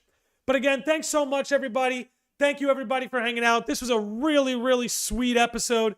Let's give some shout-outs, not only to the sages of the Lodge, but some new sages being Roxas 13 Prod, Will's Word. Let's give some shout-out to the Super Chats from Will's Word, Billy the Kid, Lawrence. Really, really amazing stuff. We've got some subs from Crimson Mango, Black Roxas, and Treehouse. Thank you for that. But anyway, we're doing it now. We got another episode tomorrow at Mo Chocolate. We're talking about the future of Square Enix. We're going to talk Kingdom Hearts 4, FF7, all that good stuff. That episode's going live tomorrow, 6 p.m. Eastern Time. But anyway, it's been an amazing episode. I love you all. You're the ones, all of you in the chat and all of you watching, those of you who drop in the comment section, those of you who watch these episodes to the very end, you're the ones who make it all worth it. Thank you again for chilling. We're on the way to Cynic's stream. Thanks for hanging out, everybody. I love you. We'll see you tomorrow. More content on the way. Dropping an Aqua video this week. Dropping an Aqua video next week. Lots of good stuff coming. Love you all. See you next time.